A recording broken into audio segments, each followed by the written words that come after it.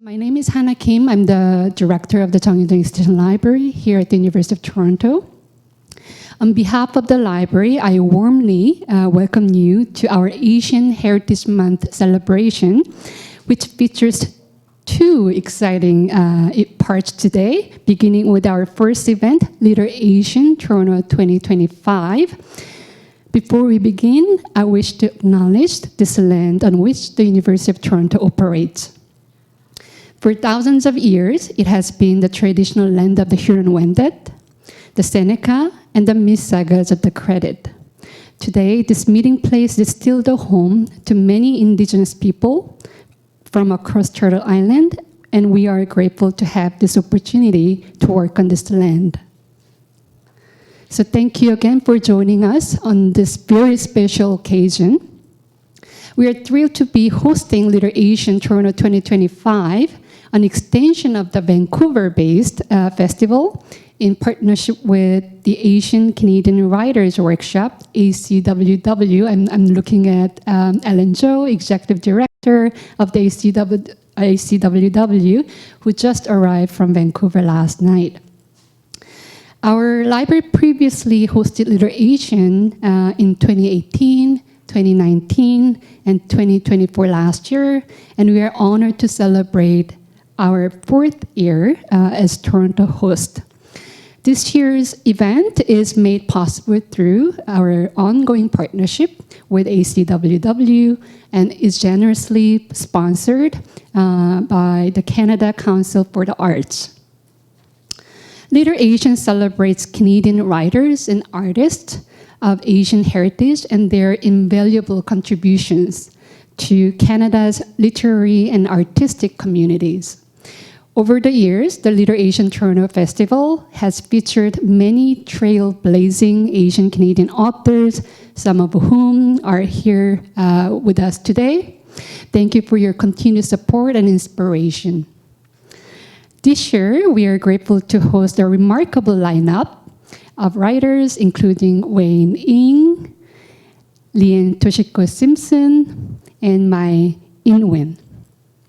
We are also delighted to welcome back Dr. Carrie-Ann Leung as our moderator. She previously joined us as a panelist at a past LiterASIAN Toronto event, and we are so pleased to have her here with us again today. Thank you. The month of May, Asian Heritage Month, offers a special opportunity to celebrate the rich histories and cultures of Asian communities in Canada, and to recognize the achievements and contributions of Canadians of Asian descent. Events like LiterASIAN help raise awareness and showcase the voices of Asian Canadian artists. They also create space to reflect on the experiences of Asians as settlers, navigating identity, belonging, and creative expression in this country. At the East Asian Library, we are proud to support Asian Canadian scholarship and community engagement. Our collections include works of Asian Canadian literature and heritage, both in print and digital formats, as well as materials related to Asian diaspora. We have also been expanding our Asian Canadian archival collections and actively supporting Asian Canadian studies by connecting academic research with East Asian Canadian communities, including Chinese, Japanese, Korean, Taiwanese, and Tibetan Canadians. This year's theme, Origins, makes two important milestones: the 30th anniversary of ACWW and the recent centennial of the Chinese Exclusion Act, also known as Humiliation Day, which came into effect on July 1st, 1923. As we reflect on this theme, we invite you to consider what origins means to us as writers, artists, scholars, and members of the Asian Canadian community. With that, I'm delighted to invite our partner organization to say a few words. Please welcome Mr. Ellen Zhou, Executive Director of the Asian Canadian Writers Workshop, and my former colleague at the University of British Columbia.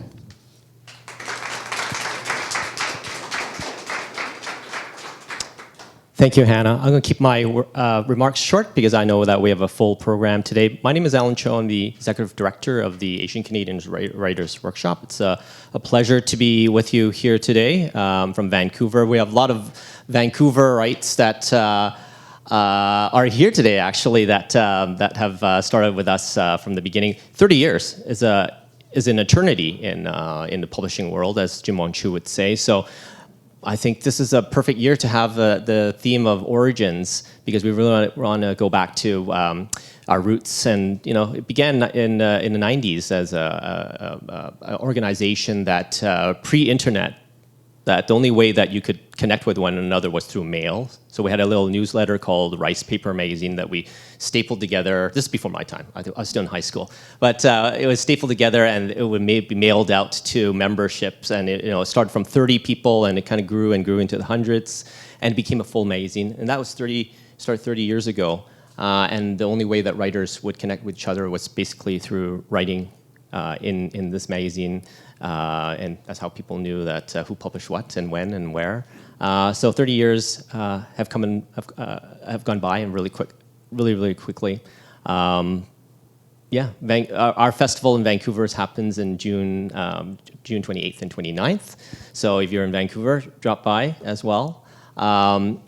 My friend Jim Wong Chu has always come out here in Toronto because he always knew that there was a strong Asian Canadian literary scene here in Toronto, and he always thought that it would be important for us to connect Vancouver and Toronto, and of course rest of Canada as well. Wayne from Ottawa, but the connections are really, really important, and it's really a nice tradition to have Hannah hosting us here, and University of Toronto Libraries having alliteration here in Toronto. As an ongoing tradition that started in 2018. Literation in Vancouver started in 2013, so my gosh, 13. This is the 13th year, of the festival. So it's ongoing. It's a little engine that could and continues to roll on.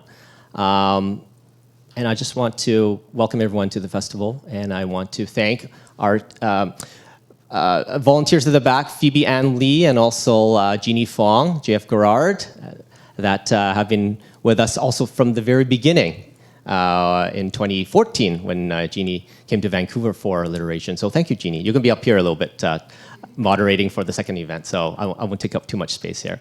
So once again, welcome, and thank you for joining us for today. This is really, really, really neat event. Thank you.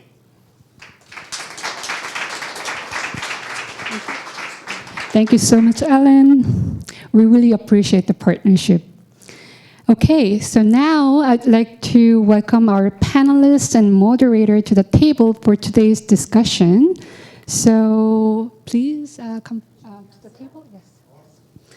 And just while our speakers are settled, I just wanted to mention we have two book sale tables going on at the back. One is from the U of T bookstore, another one is from ACWW. So they are selling today's speakers' publications, but also other Asian Canadian publications. So please check them out. And following the panel, we will be having also book signing during the reception time. So please stick around. All right. So now I'm pleased to introduce Dr. Carrie-Ann Leung, who will be moderating today's panel. Dr. Leung is a fiction writer and assistant professor in creative writing at the University of Guelph. She holds a PhD in sociology and equity studies from OISE at the University of Toronto. She is the co-editor of Critical Inquiries, a reader in Studies of Canada, and the author of The Wondrous Who, shortlisted for the 2014 Toronto Book Awards. Her acclaimed story collection, That Time I Loved You, won the 2019 Danuta Gleed Literary Award and was long-listed for Canada Rees. Her work was appeared in the Puritan, Ricepaper, the Globe and Mail, and Room Magazine, among others.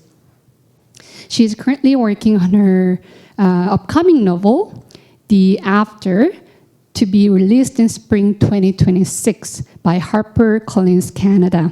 Please join me in welcoming Dr. Leung.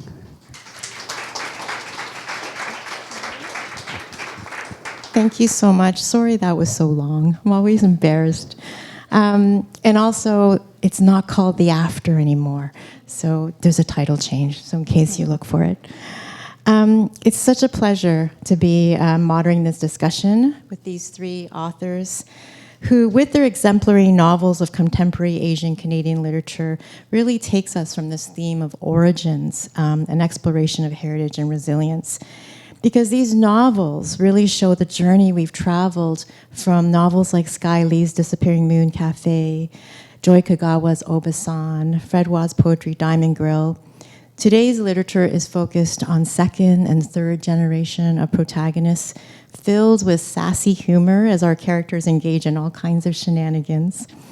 In all three novels, we have characters trying to find purpose. They fall in love, they search for meaning beyond the smaller world of their families and histories. But true to the lineage of Asian Canadian literature, there lingers the centrality of family, whether by blood or chosen, as the wellspring of identity and nurturance comes from. Who we are is bound by who we come from, the struggles we share, and the love that sustains us. There is also the echo of family businesses as gathering places, as community making, as something to protect and belong to. Place in the contemporary fiction of Asian Canadians figure largely in our imagination.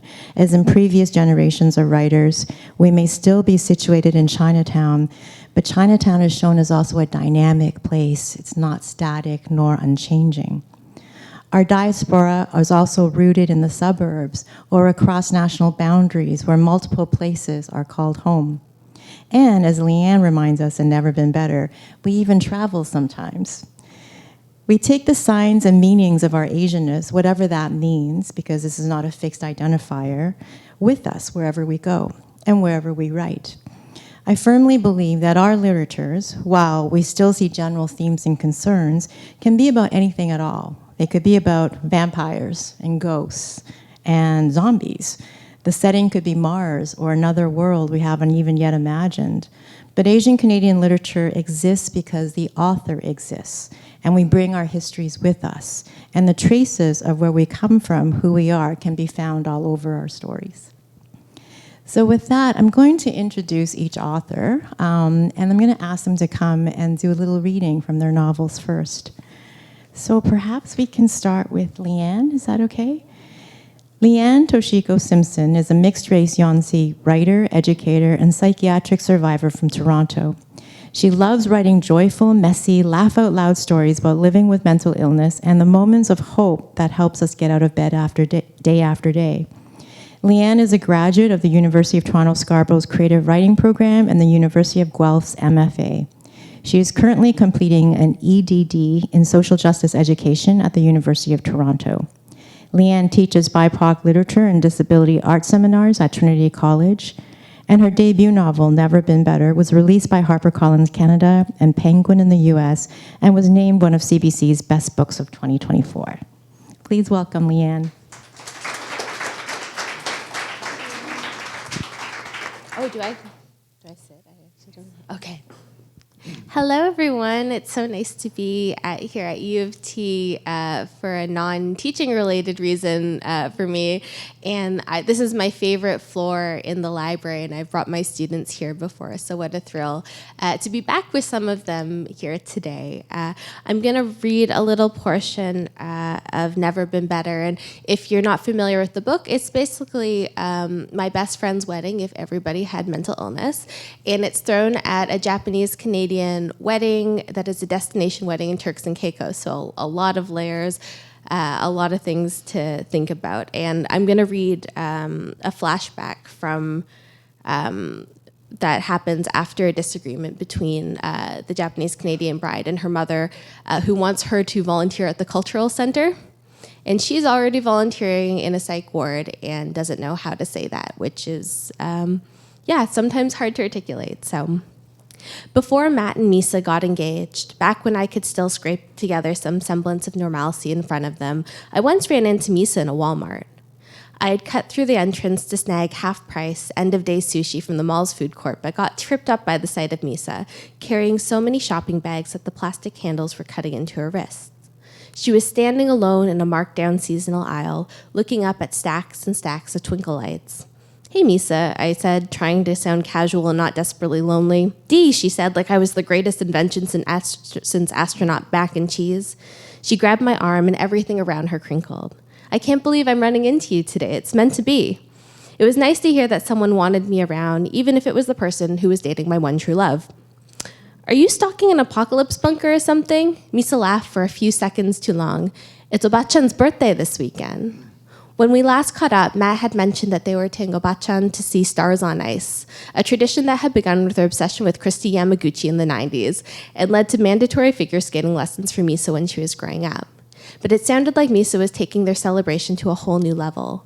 One bag was exploding with pastel streamers, while another held enough baking supplies to wipe out Martha Stewart. The remaining bags held boxes of snowflake stationery, plus a few unidentifiable glittery objects that were trickling dust all over Misa's slim black jeans. "Do you need some help?" I asked, gesturing towards her bulging cargo. Her hands clenched around the handles of her bags. "I'm good, thanks. Really good, actually. Just have one more thing to do." But by the time I picked up a green dragon roll and strolled back through the Walmart, that one more thing had left Misa sitting in a ball on the floor. Her plastic bags were splayed out around her, and a dozen boxes of half-open lights lay to the right, the strands dangling out of place. Part of me wanted to take off in a cartoon puff of smoke, but I found myself walking towards her again. I can't close the boxes," she said, without looking up. I crouched down beside her, my quarter-life crisis knees cracking in protest. "That doesn't sound so bad." I pulled a strand out of its container and started folding it into smaller sections. Misa shook her head. "You don't understand," she said, as Sheryl Crow had belted, "If it makes you happy," all over the store sound system. "I needed this to go well, and everything is going wrong." I tried to shove my tightly wound bundle back into its cardboard container, cursing as the box tore open at the back. Giving up, I pushed the entire mess underneath the metal shelving, destroying any evidence of my involvement. "How long have you been here exactly?" "I don't know," she said, her voice breaking. She whipped out her phone and clapped a hand to her mouth. "Oh my God, it's been 5 hours. I've been in the mall for 5 hours. I wouldn't have wished that fate on even my worst enemy. Misa looked like she wanted the ground to swallow her up whole. "Can I take you home?" I asked. And by that, I mean, can I call my sister to take both of us home? Because I can't drive anymore for insurance reasons. "No," her voice rose in pitch, attracting sideways glances from the teens riding toddler bikes down the aisle from us. "I can't leave until I'm done. I need the right kind of lights for Obachan. I have to get the right ones." She scratched her nails along one forearm, leaving red rakes of anxiety embedded in her skin. "I get it," I said, because I kind of did. I put my hand over her scratches. "Just let me help you." "You can't help me," she said, jerking away. "No one can help me." "You're probably right," I said, scooting my butt closer to hers and offering her my takeout sushi. "But I can keep you company."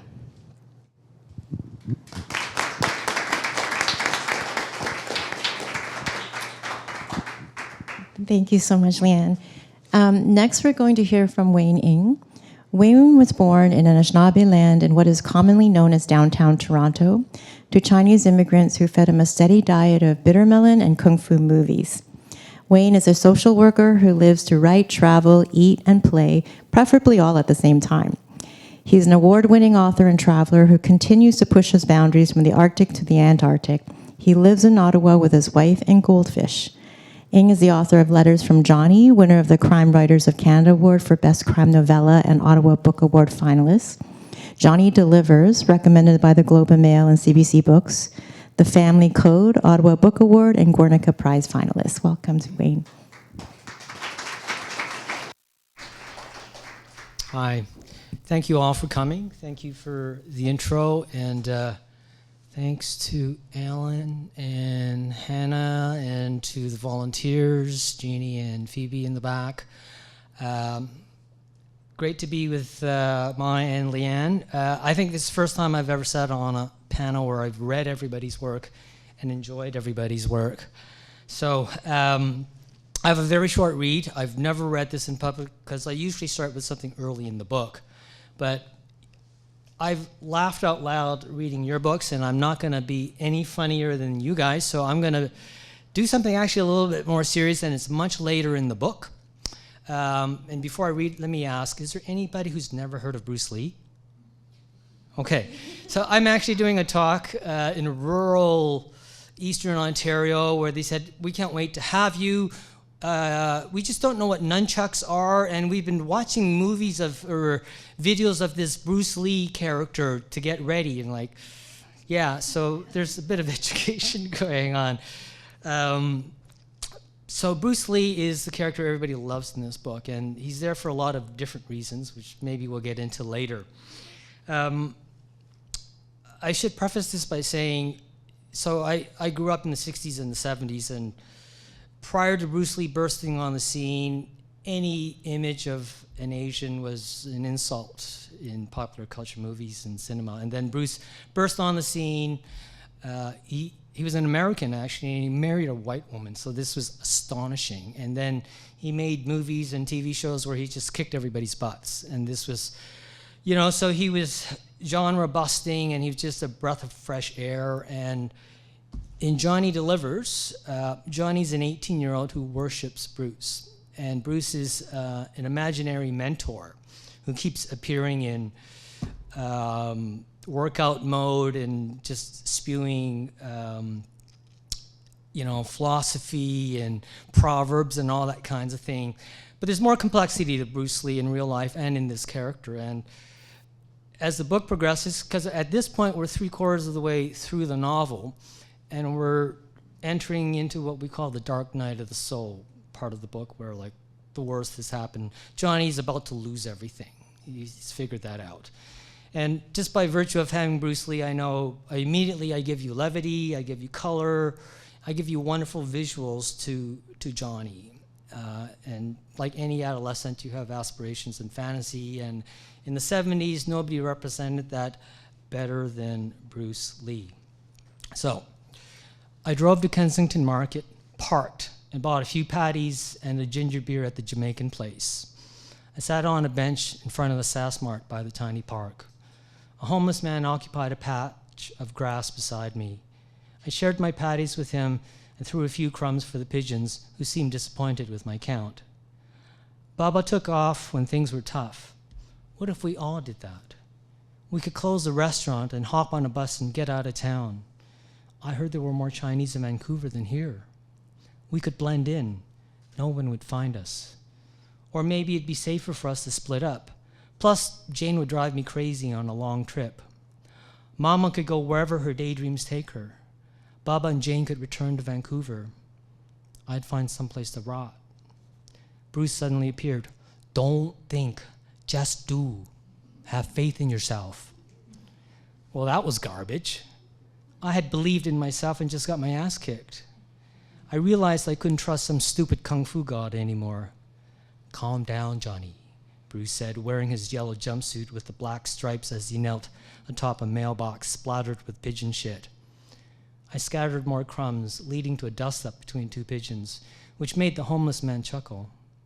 He flashed a toothless grin which reminded me of Uncle Kwong.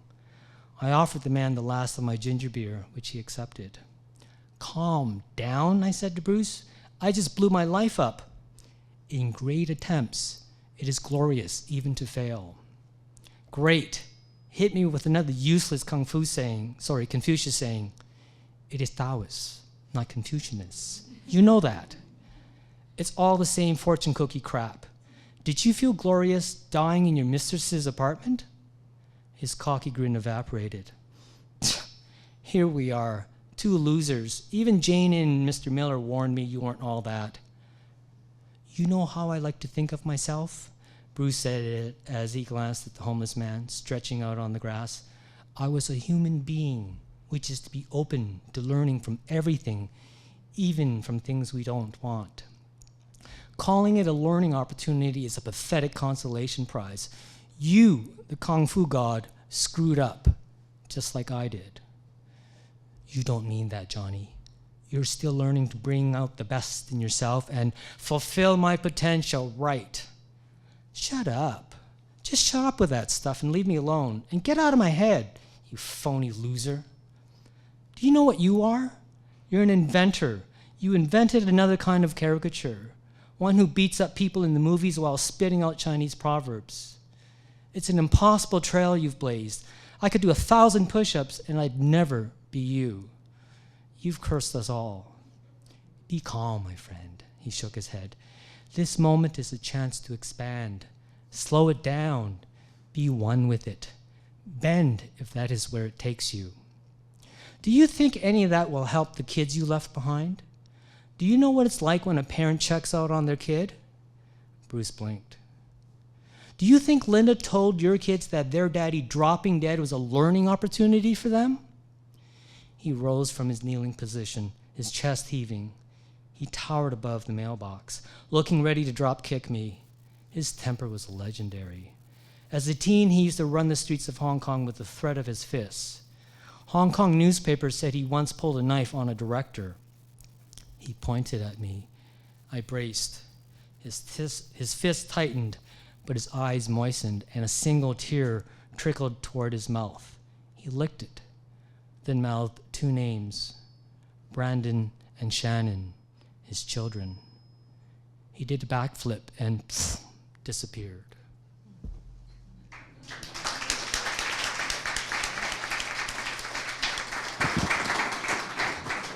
Thank you, Wayne. And our last reader, Mai Nguyen, is a Vietnamese-Canadian author based in Toronto. Her debut novel, Sunshine Nails, about a Vietnamese family that will stop at nothing to save their ailing nail salon, was longlisted for Canada Reads and was selected as one of the best books of 2023 by NPR and CBC. Her second book will be published in spring 2026. Hi, everyone. Thanks so much for having me here. It's so special for me to be here because I remember taking an afternoon off and coming to these LiterASIAN events as an audience member. Because I was an aspiring writer, I wanted to be like one of the authors sitting on the panels one day. So I thought if I came to this event enough times, maybe one day I could be like one of these authors. And so it's such a nice full circle moment to be up here on this panel with Leanne and Wayne and Carrie Ann. And thank you, Hannah, for organizing this event and inviting me to be here. So Sunshine Nails is my first book. It's about a Vietnamese family that runs a flailing nail salon that is under threat of being shut down. It's largely inspired by my experiences as a child growing up. My parents ran a nail salon since I was 8 years old, so I spent countless hours at the nail salon, and I thought it was an interesting childhood growing up, and growing up, I didn't realize exactly how strange and weird that was until I got much older, because I didn't realize not a lot of children have entrepreneurial parents that run nail salons. And so I grew up and realized a ton of Vietnamese diaspora ran nail salons. I met friends of friends whose parents ran nail salons, and I just didn't see a lot of stories being written about that specific diasporic experience. So I decided to write a novel about a very messy family who runs a nail salon and the things they do to protect their nail salon. And so I'll read from the very first chapter. So there's no spoilers here. It is in the perspective of Debbie, who is the matriarch of the family. If Debbie Tran could go back in time, she would stop herself from reading that damn Yelp review. It had been such a lovely day up until that point. She'd made offerings of mandarins and daffodils to the altar, cooked all her family's favorites, and cleaned the entire house. In a few hours, her eldest child would be coming home for good. Nobody in the family knew exactly why, but it didn't take a genius to figure it out. 8 years ago, Jessica moved to Los Angeles for love and a job, and now she had neither. Whatever the reason, Debbie didn't care. She was so thrilled Jessica was returning that she happily paid for the flight. Debbie pulled out her tablet and did what she always did whenever her children got on a plane. She tracked the path of that flight. As she watched that little green plane inch closer and closer to Toronto, that's when that stupid notification popped up at the top of the screen. You've received a new review. Without thinking, Debbie clicked on it, and a big, fat, 1-star review appeared on the screen. And this is the review. I came to the salon for a manicure and pedicure on the weekend. The lady who was working on me was so rude, and she had disgusting black gunk underneath her fingernails. They were so long and unkempt. It was gross. She also cut my nails too short when I specifically told her not too short. She doesn't speak English that well, so she probably didn't understand me. Still, so unprofessional. I'm never going back again. Can't wait till that new salon opens nearby. Bet it's light years better than this one. That's my impression of an annoying customer. I hope it came across well. It's not me. Debbie looked at her nails. Okay, so they were a little dry and her cuticles a little overgrown, but by no means was there any disgusting black gunk underneath her nails. She washed her hands so often that cracks had formed on her fingertips. Besides, in her 20 years of running the salon, not one single person had ever complained about this. And what was this about a new salon? There was no other salon opening in the area for miles. This person had to have been mistaken. Debbie checked their overall rating. The review dropped Sunshine Nails from 4 stars to 3 stars. That bitch. She checked the flight status again. Jessica's plane was going to land any minute now. It would take another hour for her to get through customs, baggage claim, traffic on the highway. Phil and Thuy were still at the salon. Dustin would be home from work anytime soon. She needed to fix herself up, wash her hair, put on some makeup, pick an outfit that not too short.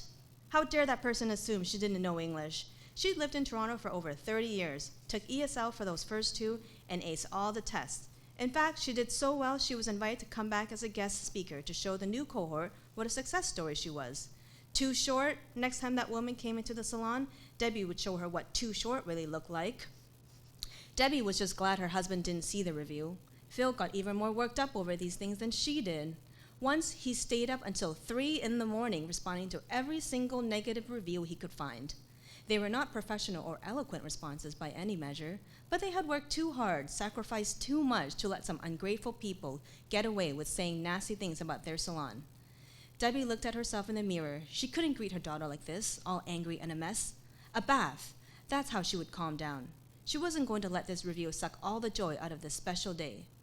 While soaking in the tub, she thought about all the times she felt wronged in her life. There were too many to count. Bloodthirsty communists forcing her out of Vietnam was one. Being thrown onto a perilously overcrowded boat on the South China Sea was another. This 1-star review, well, it was up there too. As she sank a little deeper into the warm bath, she turned her white jade ring round and round on her finger.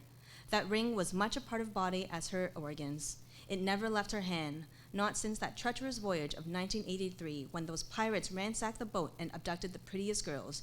Debbie instinctively tucked the ring underneath her upper lip and prayed the pirates would see her simple, undecorated body and leave her alone. They took one look at her, spat on her face, then moved along. To this day, Debbie swore the ring saved her life all those years ago. Tonight, she prayed it would bring her the peace she needed in time for her daughter's homecoming. As her calluses began to soften in the warm water, so did her resolve to punish whoever this person was. She closed her eyes and focused on her breath. In and out, in and out. But Erin's words were like a hangnail that wouldn't go away. She couldn't let it go. How could she when she felt like someone had just shat on everything she'd worked so hard for? Debbie sat up straight in the tub, reached for the tablet, and typed up a response. I have never met you before in my life. This review is a complete fabrication. Furthermore, we have never once had a complaint about our staff's hygiene. We take very good of our customers and take their concerns very seriously. You, however, are a liar, and you should be ashamed of yourself. P.S. How is my English now? As soon as she hit that publish button, she felt euphoric. Then came the notification. Jessica's flight had landed.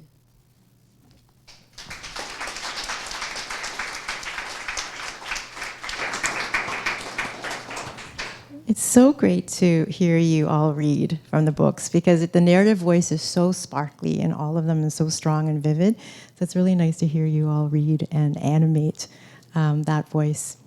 So I'm going to have some questions for you. And on the occasion of, this is the 30th year anniversary of the Asian Canadian Writers Workshop, I'd like to ask you what the history of Asian Canadian writing has meant for you, and if you feel like you have been shaped yourself as a writer, and how it has influenced your work, and if there are any specific writers and books that have meant a lot to you in Asian Canadian literature.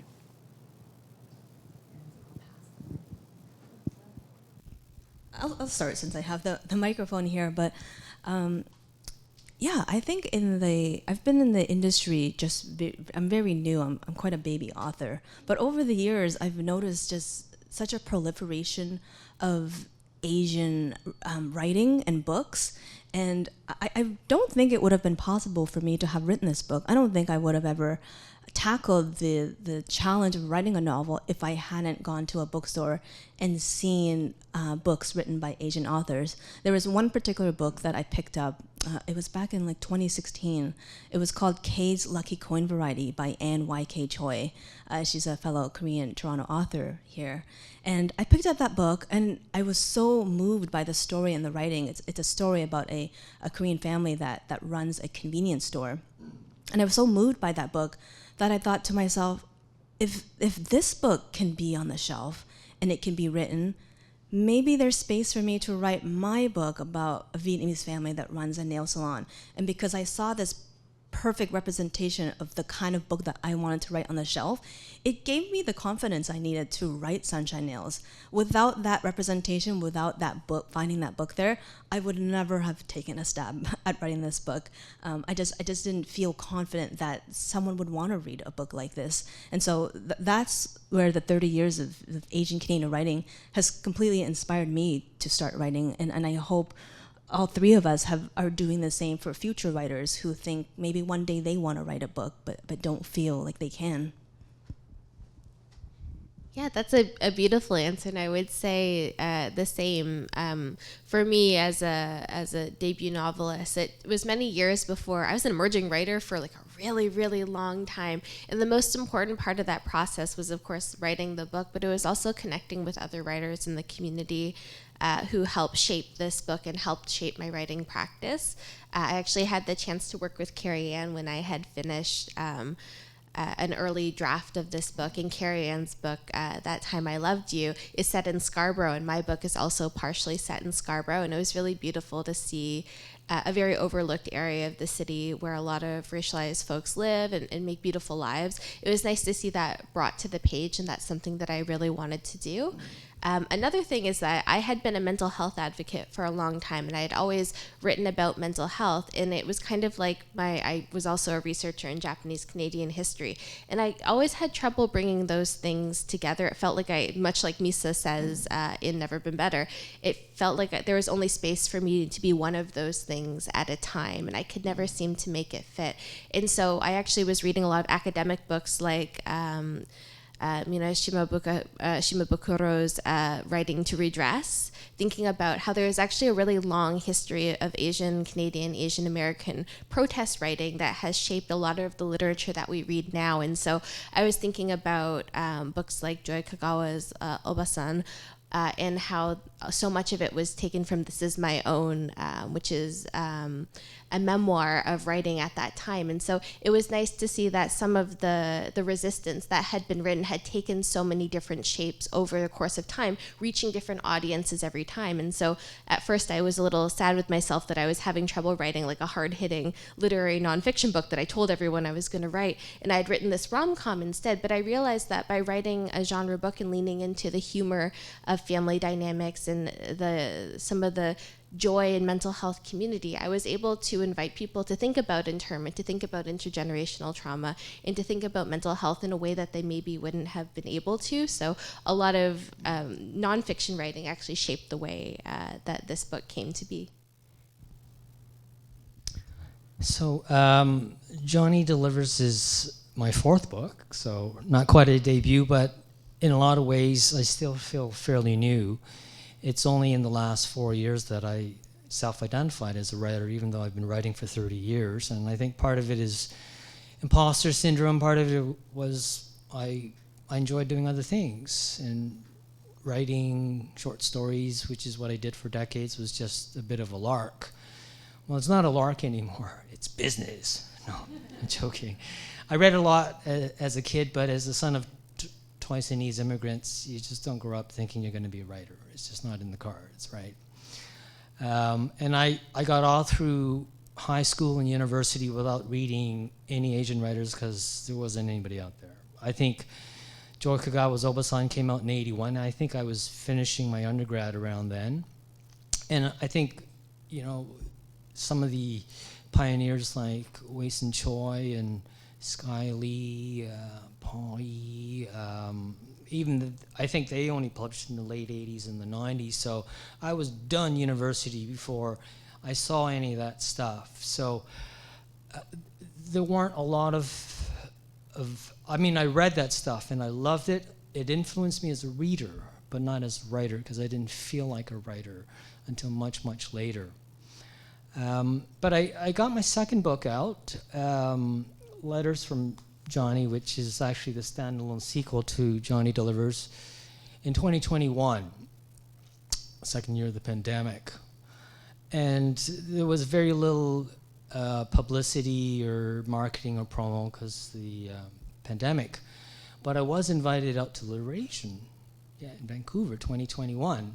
And prior to that, I could fit anybody or everybody that I knew in the publishing and writing industry in the back seat of my car. It was just not part of my life. And then I go to LiterASIAN, and the energy and the vibe and the community, the spirit, the validation, it changed me.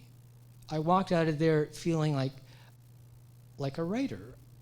And I walked out of there feeling like I was part of something, and being part of a community is, as we know, it's a protective factor. You need it to grow, you need it to feel whole, you need it to create, you need it to feel safe. And I didn't have any of those things as a writer. And I was pretty disconnected with much of my Asian community as well. So that was a turning point. After that, I think that was the biggest influence in my life as a writer. But if you want to talk about writers, particularly, and they're all second and third generation, I think you referred to, which isn't to say anything which isn't to take anything away from Wei-Sun and Joy. It would be the generation of writers like Lindsay Wong or Kevin Chong, or if I go south of the border, Viet Thanh Nguyen or Charles Yu, who really pushed the envelope, who didn't just tell deep, intimate, family-centered stories with trauma that made it legible and were gateway books for broader audiences, but it's the second generation. And I'm glad you include me in that with them, who really, not so much want to be seen, but want to see through, want to interrogate and disrupt and challenge. And, so when I read Lindsay and Kevin, it's like, wow, this isn't just immigrant fiction anymore. Not that there's anything wrong with it, because immigrant fiction, N.Y.K. Chui is immigrant fiction. Min-Jin Lee's Pachinko is great stuff. You could call that immigrant. It's all great stuff, but to see Kevin talk about, masculinity that way, or to see Lindsay Wong talk about mental health that way, it just blew me away. And I was never going to outright Wei-Sun Choi, and I didn't want to write those kinds of stories anyway, but I wanted to be able to have that kind of voice and to be able to tell that kind of story. And it just, so my next book, I know I'm supposed to talk about Johnny Delivers, the book that my agent's going to launch out in the Shark Tank in a couple of days, is satirical, it's cutting, it's dark, it's humorous, it's so far from the first generation, but it's because of that first generation, and it's because of colleagues, who have similarly pushed the envelope and told stories differently, like Larissa as well. Larissa Lai, everybody, third row, right there. So, yeah, it's, I thank these writers and that sort of tone and that approach and that community for allowing me to grow and be the kind of writer that I want to be. That's such a beautiful answer. And yes, Larissa has certainly really pushed the boundaries for me as well. And this is not a planned question, but because of where we're going with this, I'd like to ask you, because I think about this a lot myself. Certainly writing was not a career. My parents said, hey, be a writer. That's really not, what most first generation Chinese immigrant parents tell you. But I kept at it, right? Like I was so compelled to stories. So I wonder for you, like why fiction? What are the possibilities of stories? Like what is the story you want to tell? And how do these stories come to you as the one that's important?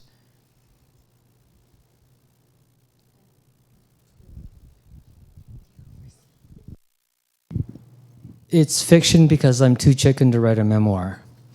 And that's the honest God truth.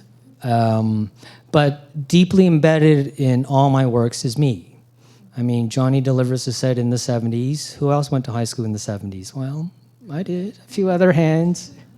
Yeah, so I managed to recreate, retell, reinterpret, and heal myself, my life, my family, my community in so many different ways.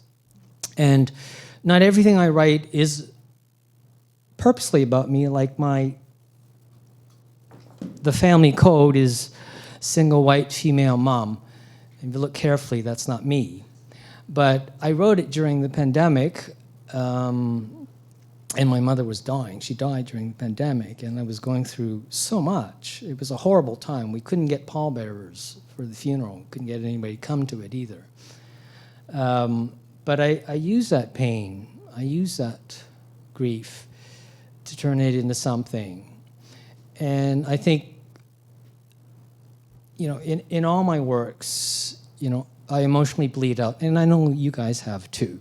And, you know, your work is, you know, they're like rom-coms, sitcoms, but I know you bled out in writing these because I could see that, yeah. I just don't do it with the same hilarity that you do, but definitely it's there, and I think, yeah, and so I think, I don't even remember the question. Just go with it. Oh, just go, so I write fiction because it's cathartic, it's healing, as I say. I really enjoy making shit up, but the shit I make up comes from somewhere. There's threads of truth to it. Like, so in a novel that I have planned in the future, it's going to be a father-son story, and there's not a lot of them out there. And, you know, because I have unfinished business with my parents, which is embedded in my work. Definitely some unfinished business with me and my dad. So I'm going to be interviewing father-son sort of thing. So like it's all about me. I just hide it carefully and call it fiction. I really like fiction because it allows me to inhabit a multiplicity of voices. I was thinking about Larissa, sorry, Larissa, you're in front of me. But one of the books I've been working with a lot is Slanting Eye, Imagining We, and thinking about how Asian Canadian literature, so much of it arose out of a collective. And sometimes when you are, if I were to write a memoir and put myself as kind of the sole voice, describing the experience of psychiatric institutionalization as an Asian person, I felt like it was maybe too much one specific story that I had lived. And so fiction gave me the ability to talk about a variety of characters who had been in the same psych ward, bringing different elements of their different heritages into the story, and allowed me to kind of draw on that community background that has inspired a lot of my work. And if you know me outside of novel writing, I teach a lot of community workshops. And one of the things that I love about this space is that there isn't one singular story that we have to identify with or hold up as a representation. There is room for kind of a more prismatic look at the experiences that we share. And so that's why fiction for me feels like there's so much possibility to bring as many of those voices into the story at once. Although I do love writing creative nonfiction every now and then when it feels like a very personal story that I want to share. But similar to what you're saying, Wayne, like in my family, mental health is not talked about the way that I talk about mental health. I just published an essay with Maisonneuve about my grandmother learning about bipolar disorder for the first time when I was diagnosed, through the story of Margaret Trudeau, who, if you know, Pierre Elliott Trudeau refused redress for Japanese Canadians in a pretty rude way, and yet she still wanted to know someone who had been through what I had been through. And so I hope when people pick up this book, they feel like they might not know me personally, but they might know characters who have struggled with mental illness, who have struggled with the intergenerational legacy of the violence that we've experienced in different ways, and that there's not one way to feel or live or read about it. And that's why I love that there's so much emphasis on genre and family dynamics and humor in this panel, because there's so much that is a lot to carry, but we also get to laugh with and share a little through that laughter. So fiction seems just like a really huge window to open for myself and others. Yeah, I repeat everything Wayne and Leanne said. Like, fiction is just more fun. It offers more creative freedom. And I actually have a background in journalism. So before I wrote Sunshine Nails, I tried to pitch stories about a profile of a Vietnamese family that run a nail salon. I tried to pitch it to Toronto Star, Globe and Mail. I think I tried to pitch it to Toronto Life. Everyone said, no, it's not topical enough. It's a bit too niche. And so I got so many rejections. So I was like, you know what? Why don't I just write a fiction story? Why don't I just fictionalize it and make it more exciting? The thing about writing nonfiction is it needs to be based on facts. In case you didn't know, it needs to be based on real people, real scenarios. And it's very difficult to find people who are willing to be truthful and honest and divulge so much of their stories and themselves to a journalist. Anyone who has Asian parents here know they're very private people. They don't share a lot, especially to a journalist, a name tag journalist. So with journalism and with nonfiction, I was just coming up against so many barriers in getting the story told. But with fiction, it was just like an open road. I could do whatever to my characters.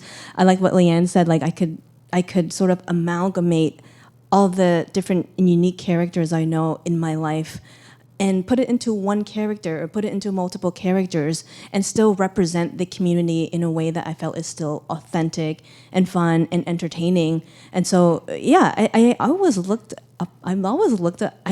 badly on fiction writers when I was a journalist, because I was like, man, they don't have rules. They're not based off facts. They're just writing with their imagination. But I now know that you can speak truth in fiction just as much as nonfiction. And I'm so glad I changed my mind about that. Thank you. Something else that I really respect out of all three of the books is the amount of humor. And humor is, I know, something that is so skillfully done for a writer. And especially when we look back at the history of what we're supposed to write, which is a lot of trauma, which is true. There is a lot of trauma in our histories. But to have humor is almost very subversive, right? It's very transformative. So I wonder if you can talk about, when you set out to write these books, did you expect it to be funny, or was it something that just happened? Leanne said something earlier that I totally related to, where she thought she was going to write that serious literary tome. And I was the same way too. I was like, I'm going to sit down and write the most serious novel that will get people to cry. I want people to cry. But as I started writing, I realized I'm just not that kind of writer. I like to make jokes. I'm sarcastic. And that's also how I was raised. Like, my family, we were always making jokes all the time. And I think if that's not who you are, it's hard to put that on the page. And I think it's more fun to write with humor as a writer too. Like, I want the process of writing to be fun. And I think hopefully as readers, they enjoy reading books that have a little bit of humor. There's, of course, my book covers issues of racism and gentrification and family displacement and a lot of trauma from war. But there's also a lot of humor in there too. So, I always joke that I have a toddler at home and I try to shove her food with some spinach, and she doesn't realize because she just thinks it's a blueberry muffin, but secretly there's a ton of spinach in there. So I try to say, like, humor is sort of like our way of infusing veggies into our literature. And so I hope it comes across that way, because we always want literature to be accessible and approachable, and that we're not always trying to teach people a lesson. Yeah, I will also say humor is great, because sometimes when people find out that I have bipolar disorder and I have a history of hospitalization, or my family was interned, they'll just apologize to me. They'll be like, I'm so sorry. And I was like, I just want people to go deeper than apologizing for the past. I really want them to grapple with it and see how it returns in the present. I want to invite them in with language to engage more than just saying, I'm sorry that happened. That's in the past, because it's not. We carry it with us now. And so I think that humor can be a really helpful tool in inviting people into uncomfortable spaces that they might feel less willing to engage with. And this book is very much a disability studies book in disguise. Like, I teach disability studies at the university, and people might not ever learn about spoon theory. And if you don't know what spoon theory is, it's the concept that we all have a certain number of spoons that we start the day. And if you live with chronic illness, if you live with mental illness, if you live with disability, your spoon number might be lower, or a task like making lunch might take more spoons than it would for an able-bodied person. And so it gives us more language to cross some of the bridges that we're trying to cross when we're talking about the intergenerational impact of some of the violence that our communities have experienced. And by using humor, there's also a sense of like, it's kind of like, I call it psych ward humor, but it's kind of survivor humor for a lot of us. We have to be able to laugh about these things to bring them into the conversation and to bond over that and to move us forward. And so humor is such a wonderful way of doing that. And I do think that being able to laugh about some of the hard stuff, for me as a writer, helped me put it on the page, because when I tried to do it without the humor, I never finished. It took me, I think, 7 years to get this book out, and the only way I finished was by laughing. And so I hope other people laugh and finish what they're living and working on as well. Well, it's already well said.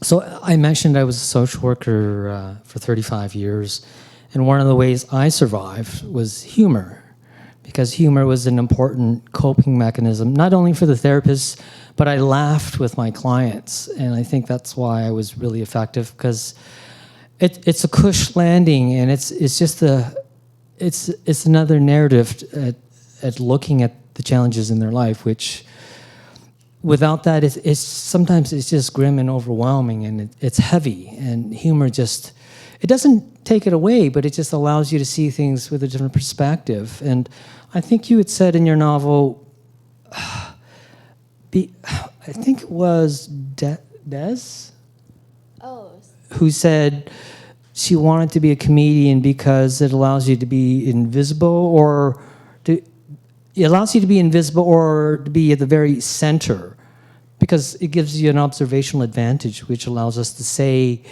and do things that would not otherwise land or be heard, right? So it just gives you so much more opportunity. And humor is really hard to write. So when I was reading that scene with Bruce Lee, you guys were laughing, but I didn't intend it to be that funny. I'm glad you laughed, but I mean, I think if you read through the whole book, you might respond to it differently. I don't know, but it is so subjective is what I'm trying to say. Like, to me, when I read it's really deep, because it's a point where Johnny and Bruce, I mean, he disappears. He walks on Johnny after that. It's a confrontation. But you guys enjoyed that, which isn't wrong because it's interpretive, right? Which is what humor is. And I use humor to say a lot of things that I probably couldn't say without being right on the nose. For example, I recreate Gregory Peck's courtroom scenes as Atticus Finch in To Kill a Mockingbird. I think many of us have seen that. And I do it so that I can take a direct shot at white saviorism, but also Asian complicity in part of that.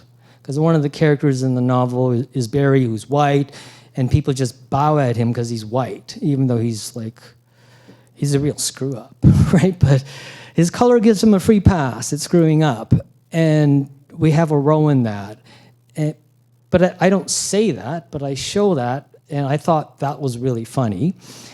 I hope people see that as funny in the book as well. And in the same way, having Bruce Lee, I can interrogate Asian masculinity and the internal contradictions that we have about who he was and our cultural heroes. And I can do that with humor in a way that lands better than if I just come right out and say it subjectively like I'm being didactic. So it's just, and I didn't purposely intend to write that way, but I think my personality lends itself really well to humor and to satire.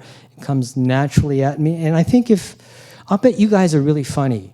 If we get to know each other later, like I'll bet you're going to be really funny because it just, you can't write that stuff unless it comes easily and naturally to you, right? Because you can tell when somebody's trying to tell a joke and it's not funny just because your delivery's off. You know, it wasn't funny to begin with, but like you guys can pull it off. So you either can do it or you can't.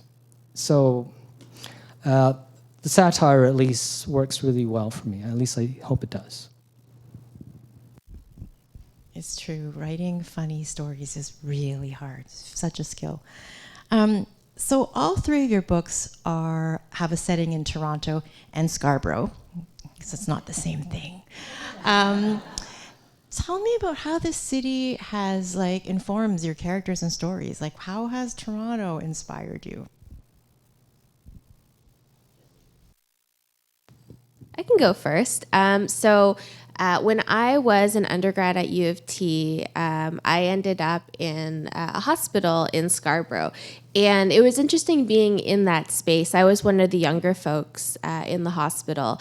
And it turns out I knew a lot of the people in the hospital, like kind of loosely, be like, oh, I know your sister, I know this. And yet these are people whose stories weren't usually told. Like I didn't even know this person had a sister, or it was something that their family experienced that no one ever talked about. And so I kind of thought about, like, within Scarborough, which is often overlooked in other parts of the city, there were people within Scarborough also being overlooked. And so it felt really important to me to kind of highlight some of their stories. And also, sometimes Scarborough gets a bad rap in the news, and I wanted to show a lot of like the fun that we have, like going to beach bonfires, going skating at the Civic Center, going to the mall. The mall is like the social hub of Scarborough. And I got to show kind of all of those everyday places that made our homes feel very vibrant. And I also got to contrast that with the book is also, the flashbacks are set in Scarborough, and the book is set at a destination wedding in Turks and Caicos. In contrast, some of the excess of luxury and travel and in the wedding against kind of the realities back home in the mental health system, which these characters had first met. And so it allowed me to kind of play with the way that when we move into different spaces where they're so different from where we've come from, we feel like we have to mask, we feel like we have to present our best selves, or maybe not our most authentic selves, because we don't feel like we can belong there. So the setting, the juxtaposition of the setting gave me a lot to work with. Also with the characters' anxiety levels, when you're in a space where you feel like you are an imposter, or people can tell that your history doesn't look like other people's histories, it puts a lot of pressure on you to perform wellness in a certain way. And so there was a huge element of performance that the settings were able to kind of bring out. But I do love Scarborough. One of the best things about this book coming out is that everyone I meet, I always meet at least one person from Scarborough or who has family in Scarborough, and it's really exciting. There's also a really great kind of lineage of Scarborough literature that I've been really lucky to learn from. And so it's nice to see it kind of highlighted in many different ways across poetry, across fiction, across nonfiction. Love Scarborough. So I'm originally from Halifax, and when I started writing Sunshine Nails, I had been living in Toronto for about 10 years. And so I struggled with whether my book should be set in Halifax or set in Toronto, because my parents' nail salon is in Halifax, and that is the location of where my childhood growing up in a nail salon originated from. But when I started exploring Toronto a little bit more, and I wanted to write a story about a family that whose family business is under threat because a new nail salon moves in down the street, and this nail salon is backed by multimillionaires, and it's just taking up all of their businesses and services. And so I thought Toronto was the perfect location for it, because unlike in Halifax, the gentrification I saw in Toronto was just at a much more rapid pace than was in Halifax. Like, 1 month you could see a mom and pop laundromat, and the next month later you could see it being grazed for a high-rise condo. And so I set my book in the Junction, which I thought was like the perfect embodiment. It's such a tiny neighborhood. You can walk back and forth within an hour and see everything. But I thought it was the perfect encapsulation of old and new. You can see, a mom and pop convenience store right next to a store that sells $500 spoons and knives. There was such a juxtaposition in terms of services, and I thought this is the perfect neighborhood to set sunshine nails, because I can clearly see a no-frills nail salon right across the street from a luxurious spa that is taking away all their customers. And so I just thought Toronto just had the perfect setting for that kind of struggle. And I thought it was interesting to have Vietnamese boat refugees deal with the threat of gentrification, because they're not unfamiliar with displacement. They've been thrown out of their country before. They've been told to get out of the way. And so I thought it would be interesting to explore characters who had to deal with a different kind of displacement. One where there's not going to be any boats or helicopters to save them. No government is going to come in to save them. They really have to figure out themselves how they're going to keep this business alive.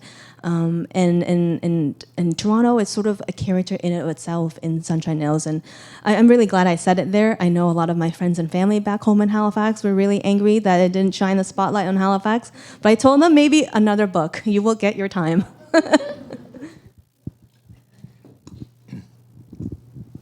So I remember them building Robarts Library 50 years ago, because I grew up on Henry Street, and my two Johnny books take place in a few blocks around here.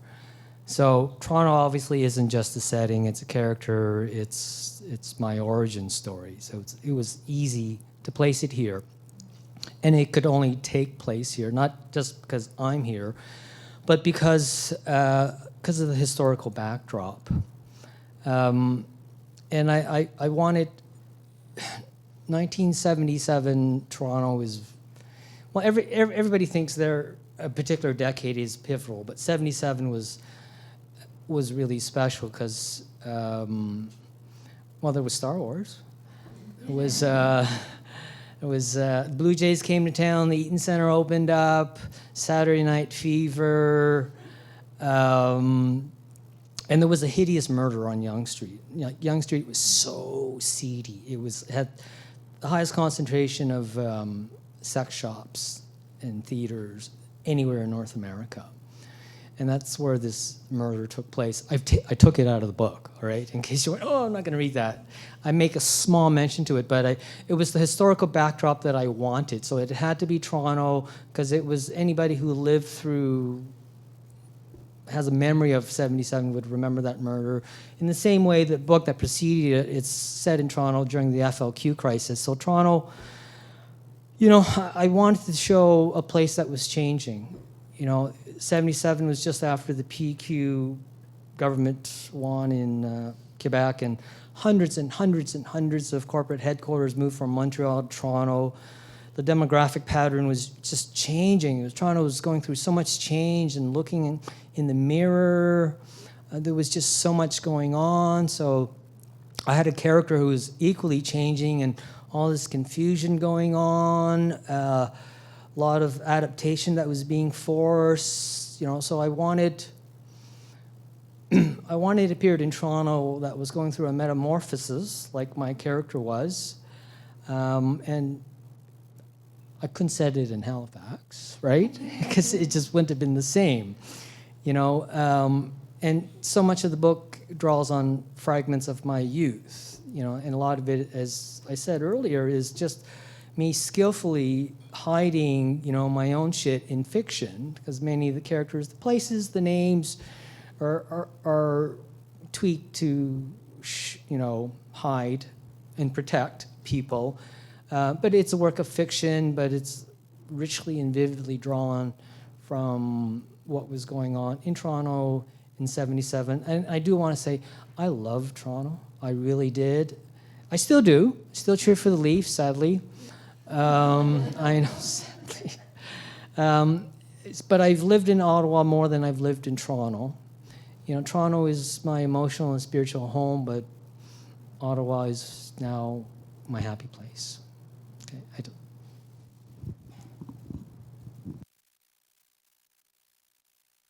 I have my own mic. It's okay. One's enough.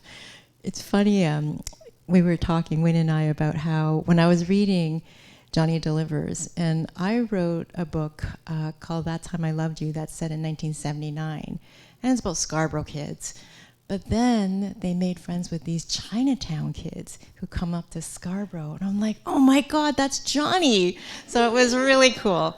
We feel like our books are kind of kin in the ways in which, so this question of, do you feel like you are a representative of particular communities? And if so, what are the responsibilities and pressures and joy that come out of that?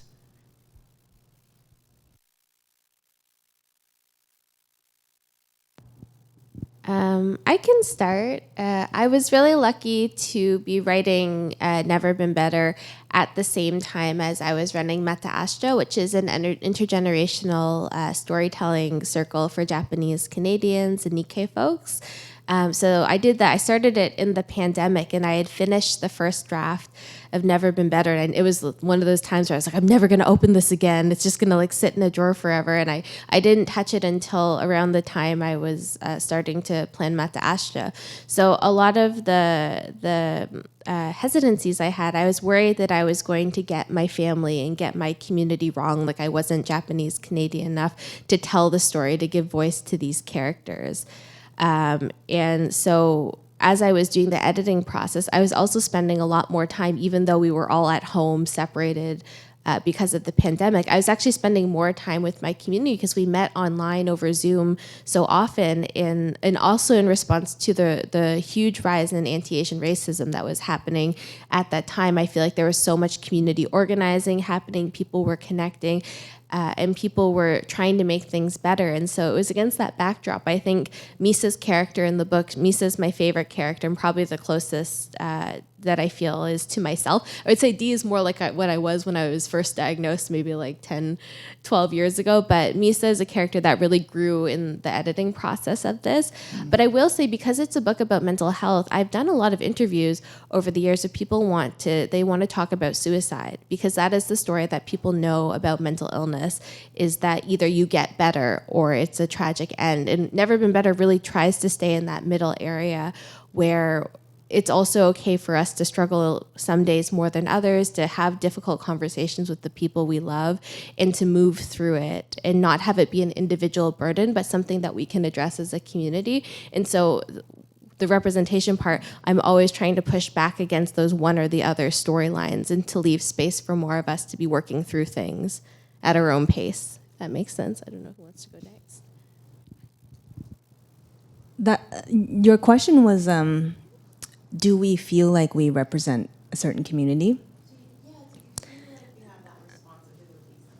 Yeah, when you first sent that question, I wrote on my phone, I was like, oh God, I hope I don't represent any community. Because that's such a huge and monumental task for little old me to say I represent the Vietnamese Canadian community or the Vietnamese nail technician community, because we're not a monolith. There's diverse viewpoints and opinions. I don't even think I represent my family, and I know them so intimately. I think we do the best we can do, and I think it's a question that I feel like is not asked of certain type of other authors, right? And so, like Leanne said, there's always the fear that of course we want to represent our community as best as we can, but then there's that niggling fear that we're going to get something wrong or we're not doing something justice. I remember after Sunshine Nails came out, a lot of my family members asked if I could also write about my grandma's story or our great-grandfather's story or this and that, and so many people wanted to use me as a vessel to tell their stories, and it's impossible to write all the stories out there, right? That's why it's important for us to be here and for events like LiterASIAN to be here to encourage other people to get their stories out there, because there's just so many unwritten stories out there, and it's hard for authors like us to encompass all that. And so if we can feel, if there are certain readers that do feel seen by our writing, that's a bonus, that's a plus, but it's very hard to be seen as the true representation of our community. And so I try to balk against that pressure to be that be all and end all representation. Yeah, I think it's inevitable that there's that expectation that people have of us. I mean, that book club that I mentioned earlier that didn't know what nunchucks and who Bruce Lee was, they're going to look at me as if I'm the representative, the voice of all of Asia, right? It's ludicrous, right? But I understand where this comes from, because our brains look for simplicity, we look for tangible, simple, synthesized messages. And I'm going to be honest, my only experience with Vietnamese nail salons is by reading your book, and that's the template, you know. And I read Wabashig Rice, who's an Anishinaabe writer, you know, and it's not fair that he represents all Anishinaabe, but that's my starting point. You know, and yet there's 634 other bands, but that's my starting point, and that's just the way our brain works. At the back of my mind, I have to hold myself back and say, hey, you know what, that's just one voice, it's just one representation, one person's observations. But you're right, the question is only asked because of who we look and of what we write. Nobody's going to ask me to interpret white, single, female women and represent them. I mean, they can ask me to try, and I guarantee you, I think I did a good job, and if you don't think so, I'll give you your money back. You know, yeah, seriously, yeah, my wife helped me on that, she's white. Shaving your legs and all. Anyways, so I nailed it. But yeah, it's an unfair responsibility, but I accept that, and I don't sweat that. That just comes with part of the territory. But another way of responding to that is, so, you know, I go into schools to volunteer, you know, and I do a number of things. I do writing classes, I teach chess, I just hang with the kids. And I guarantee you, I am the only Asian writer who comes into their space and talks about writing, and it's really meaningful for them to see that. Man, do I wish I had that when I was a boy, or in high school, or in university, because representation does matter. Even if the kids, you know, they ask me, are you Chinese? Are you this? Are you that? I don't care. You know, let it go. All they know is somebody who isn't white, who doesn't look like that, can put out a book and will come in and spend time with them. And that, to me, it's well worth it. Okay, I have two more questions, and then I think we're going to open it to Q&A. Tying back to the theme of our event today, in what ways do you think literature can serve as a tool for cultural preservation and dialogue in the community? It's a big one. Did she clear that question with us? I had to throw something in there. Right? Oh, geez. Okay, so speaking about future, eh? So when I think of the future and Asian communities or Asian writers, readers, I think of my nieces and nephews. You know, their idea of what is Asian is, you know, K-pop, anime, and food.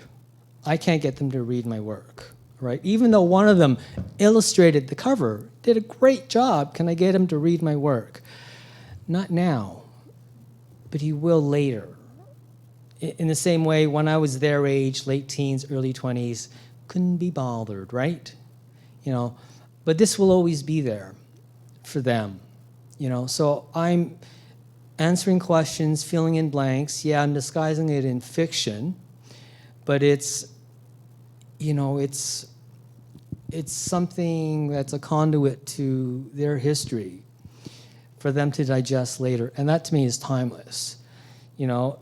And hopefully the work is good enough that other writers or potential writers will see something in that as well, in the same way I see something in Larissa's work or Kevin Chong's or Lindsay Wong's work. It's, it's an odd time. In Alberta, they're meeting about what books to ban, and they're banning books in the States, but you can't really, you can try and ban books, but our work will always be out there somehow, right? Because it's digitized, somebody will hide it, stuff it somewhere. It's priceless work, it's necessary work, and we need to articulate our past, our shit, our hopes, our dreams, our future, because nobody else will do it for us. I've lost sight of the question. No, great. Yeah? Perfect. Okay. It's not pre-approved, Carrie. Do you want to go? Oh, sure. No, that was a beautiful answer, Wayne. I mean, whenever I get existential, I think about what my purpose in life is and why we're all here. And it really remind myself that I really do think we are put on this earth to tell stories, whether it's stories of ourselves, stories of our ancestors. And it doesn't have to be like a 300-page book. It could just be an Instagram post. It could be a text. It could be sharing stories around the campfire. It could be sharing stories around the dinner table. It's what we do as humans is try to prolong our lives through stories. And it's incredible. I was saying earlier, it's incredible seeing how many Asian authors I come across on the bookshelf now. Back in the day, I would probably buy like 3 books by the 3 new authors that came out that year. Now I can't even keep up. They're on my TBR list, just collecting dust, and I can't keep up. There's just so many books by Asian authors now, and it's a great problem to have. There's so many different stories out there, and I think it's incredible to just go through a bookstore and see so many diverse authors now, and if one person can walk across a bookstore and see an ethnic name on the spine of a book and think to themselves, hey, if their story can be on the bookshelf, then maybe my story can be on the bookshelf. And I think that's the best we could do. That's really all the best we could do is. Yeah, it's been. I think there's been such a resurgence of storytelling recently, and intergenerational storytelling in particular. I've been thinking a lot about cultural preservation because if you're familiar, the Japanese Canadians lobbied for BC redress recently, and so a bunch of funding has put towards like the idea of Japanese Canadian legacies, like what do we keep, what do we pass down, and so some of that is going to preserve historical sites. It's mapping family histories, giving individuals abilities to receive like healthcare support, and that is all really wonderful things. And another thing that's happening is that we're meeting together more often to collect stories, and there have been several anthologies that have come out recently that are kind of bringing these community stories into one place, and I love that because like as much as there's so many more Asian authored books on the shelf, not everyone will have a chance to necessarily write an entire book due to various barriers in the way publishing works. But what I love about anthologies is that even if you get like a snippet of people's voices, it gives them a place to start. It puts those stories in conversation with each other. And right now, I'm working with Carrie Sakamoto and Michael Pryor on an anthology called Japanese Canadian Place in Memory. And if you know Japanese history, we don't have a lot of place, like physical space left. Like downtown East Side, if you're from Vancouver, is currently under threat of becoming condos. Like a lot of the historic places like Powell Street, they are not really a place that we can return easily. And so it's similar for so many other communities. So it's nice to think about the non-physical ways that we can return to this sense of belonging, to this sense of community. And I think that like intergenerational storytelling is a huge way to create that space. Wonderful. Thank you so much. I think because of time, I'm going to just open it up if anyone has any questions. We have about 10 minutes, so maybe we can take a couple of questions.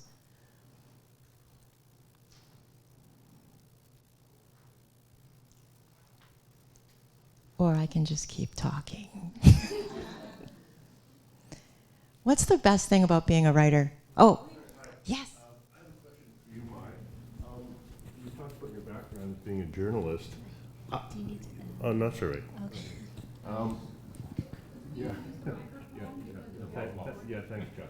No, how? Yeah, can we I use- mean, how difficult was it for you to move? move from nonfiction and the dedication to that in journalism towards telling fiction? Was it just sort of you woke up one day and decided, or what?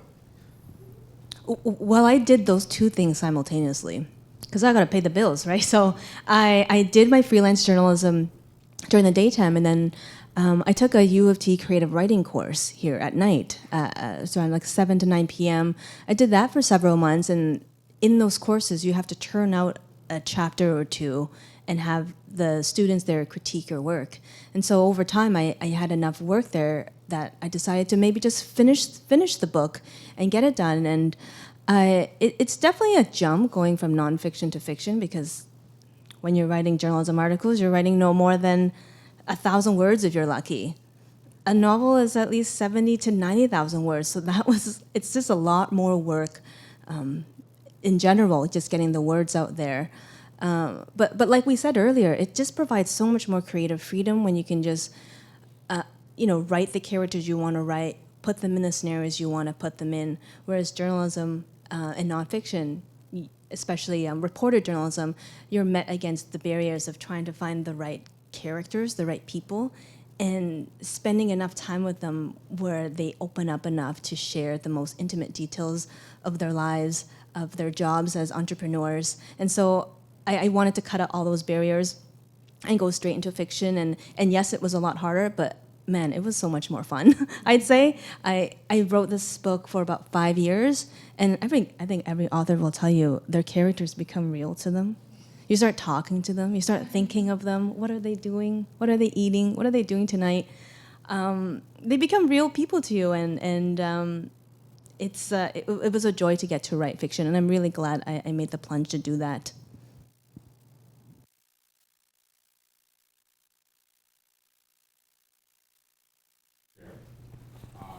I have a line about Bruce Lee in my book, and I use it to highlight kind of the Asian stereotype and oppression by the white society. And I was saying something like, where's Bruce Lee to come and save us from all this? And my two white editors, well, I shouldn't say white, I say non-Asian editors could not understand what I'm trying to say. And they were trying to correct me, say, our readers won't get it. Can you change that line? I had to explain to them, well, the whole Bruce Lee legend. So that's my experience of dealing with Bruce Lee. By now, don't you think people get it?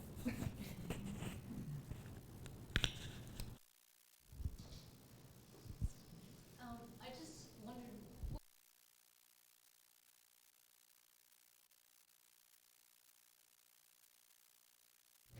Has there been any cross-cultural response or from your own community of your writings? Sorry. Well, I don't, so I have a lot of friends who are Chinese, but I don't think they would say they represent and speak for all other Chinese readers.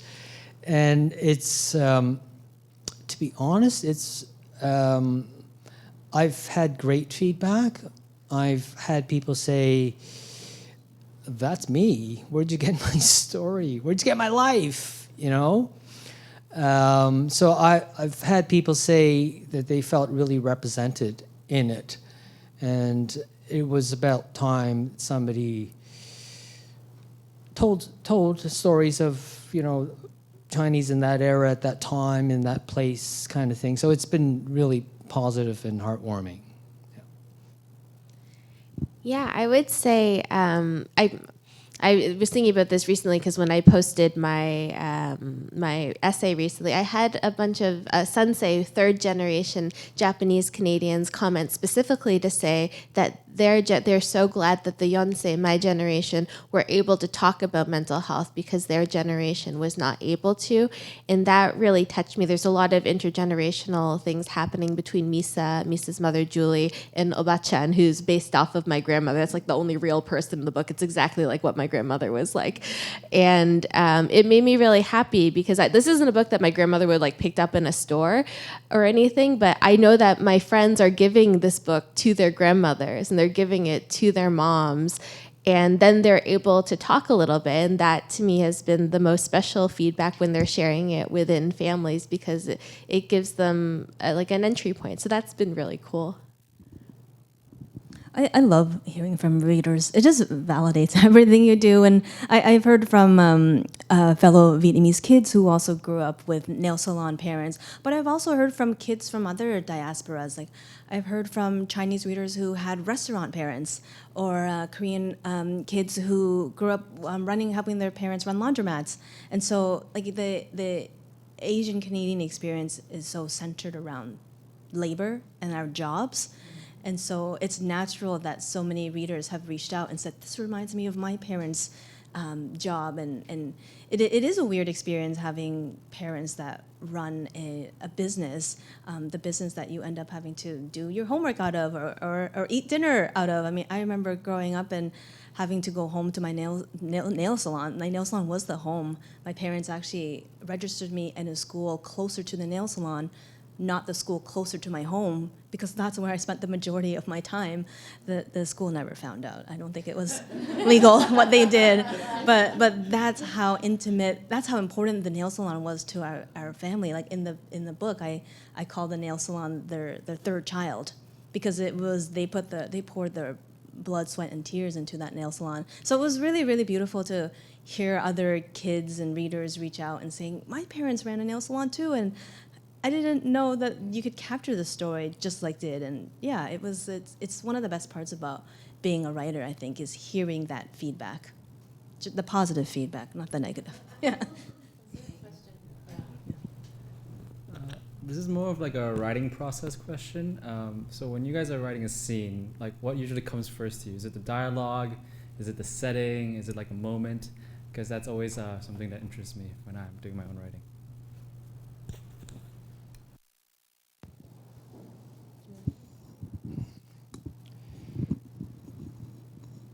Do you know the difference between plotting and pantsing? Okay. For those who don't, plotting is you've mapped out your book, you've planned it, right? It's very purposeful, and then pantsing is you're flying by the seat of your pants. You're just making it up as you go. So I'm a bit of a hybrid. So I know what I want to accomplish, and I know what I want to say, and I cheat by using Save the Cat beats, which have about 15 particular, beats that you need to hit. So it might take a couple of scenes to accomplish that one particular beat. Like The Dark Night of the Soul that I read, which is like Johnny hits rock bottom. That takes place over 2 scenes, and I know he has to hit rock bottom with a couple of people. Yeah, so it amplifies what I'm trying to accomplish. He needs to do it with Bruce. He needs to do it with his family. And he needs to be on his own. So really, yeah, it was at least 2 scenes. So for me, I just need to be clear what I want to accomplish, and whether I don't decide beforehand whether it's going to be dialogue-driven or plot. I don't get that intricate and precise. I start with, the technical aspects, what I want to do. And I know there are people in here who are like, fly by the seat of their pants. There's no way they could write like that, because it takes the joy out of writing, right? They just want to be spontaneous. Yes. Yeah, yes. Right. And it just doesn't work for them to think that way.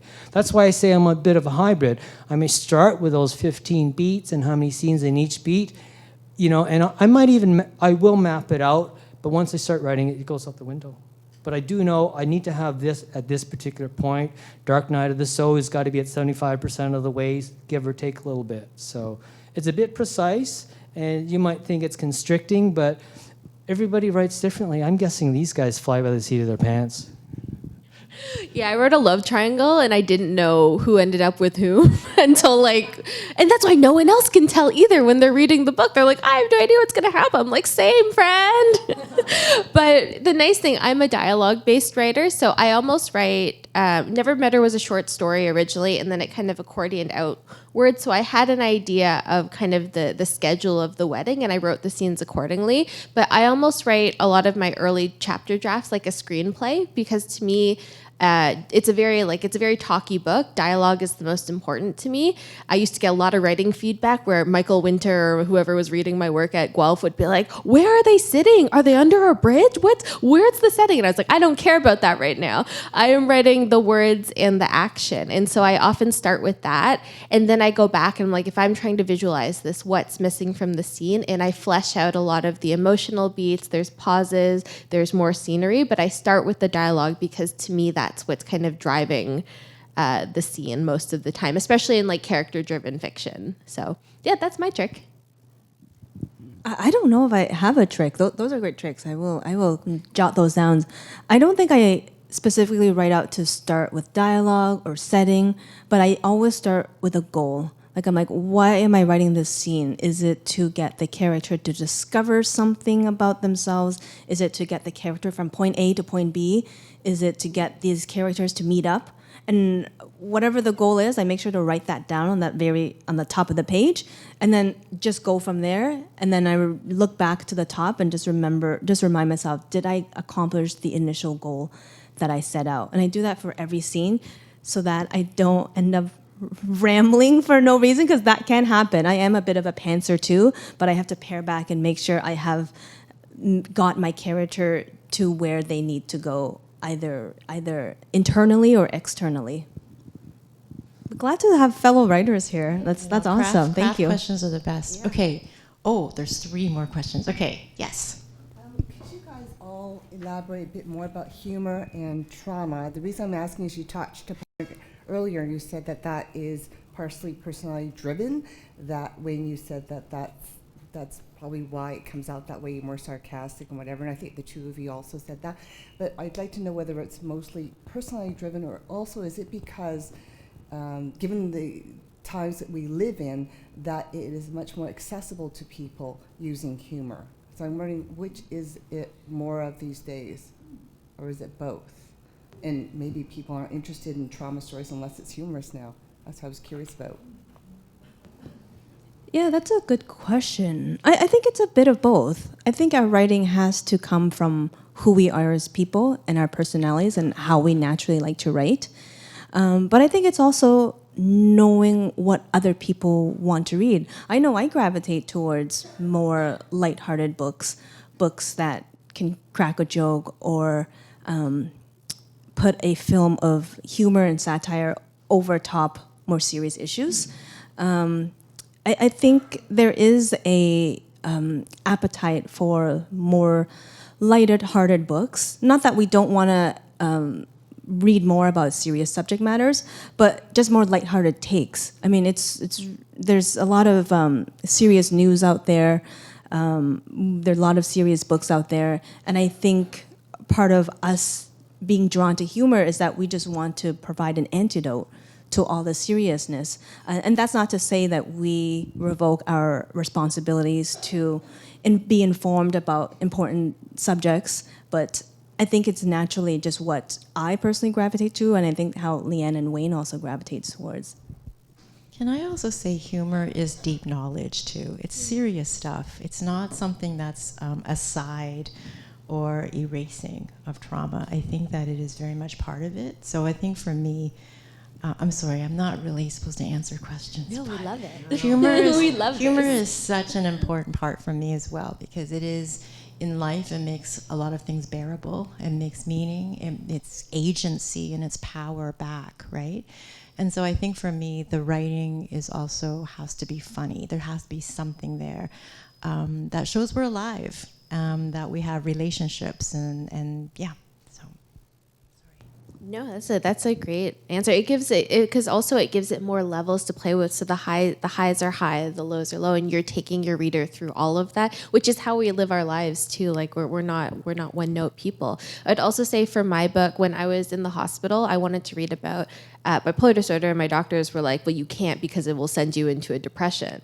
And I was like, there's got to be some books like about people living with mental illness that aren't deeply tragic. And my parents went to the bookstore and they brought back Silver Linings Playbook. They're like, we can only find one. And I was like, all right, I guess this is what we have. And so later on when I was writing my own book, I was like, well, I would love to write a book that was kind of safe, like topical but safe for folks in recovery. And so I was able to do that, and it felt really nice, and it felt like I was adding to a very small canon in that sense. So humor was kind of a place of safety for me.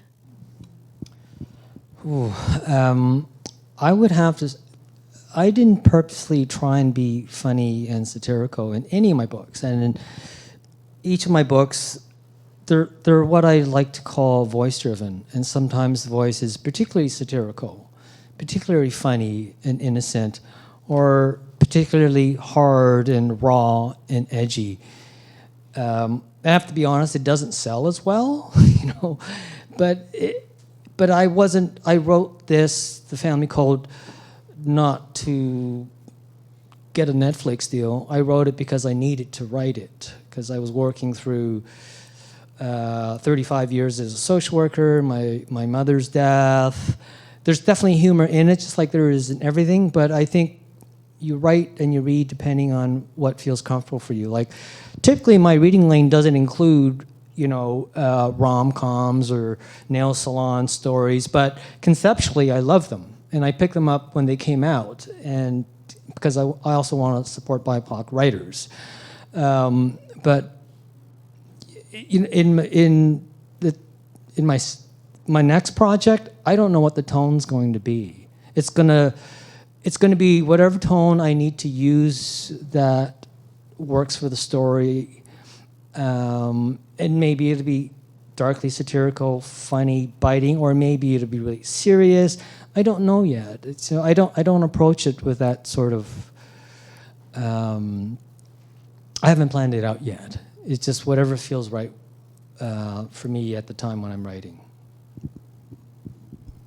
Okay, seriously, last two questions, because you first, yeah? I just had a question. Could you speak a little bit about your publishing experience? Mai, you talked about pitching in nonfiction and how it was rejected, and Wayne, you spoke about having an agent. Were these regular queries? Did you have an agent? Yeah, so once I finished a draft of Sunshine Nails, I was able to find a literary agent to represent me. And that literary agent I heard about through a podcast called The Shit No One Tells You About Writing. I just pitched to her my story, and lo and behold, she really loved the story and wanted to represent me. I found the difficult part was getting it published. So after you find a literary agent, you have to pitch it to publishers. So she sent out my book to about 24 publishers. All 23 of them said no, and only one said yes. And the one editor that said yes was Vietnamese American. And I don't think that is a coincidence at all. I think there is a reason that the only editor that said yes to my book was Vietnamese, was because she got the book, like she understood it, and she felt like it represented stories that she'd never heard before.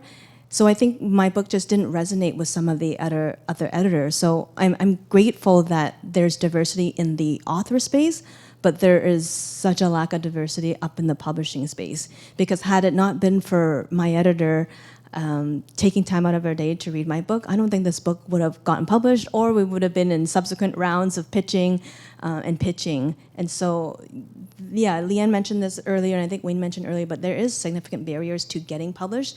Anybody can write stories and write beautifully and phenomenally, but sometimes there's a lot of gatekeepers up there that keep the books from getting published.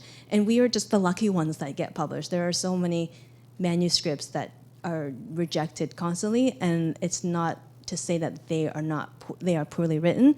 It's just they just haven't found the editor to say yes to them, and so that part can be really demoralizing because you have absolutely no control of if your book gets published or not. And so I'm grateful for my editor for taking a chance on me, but it just goes to show how very difficult it is to be published as a marginalized author.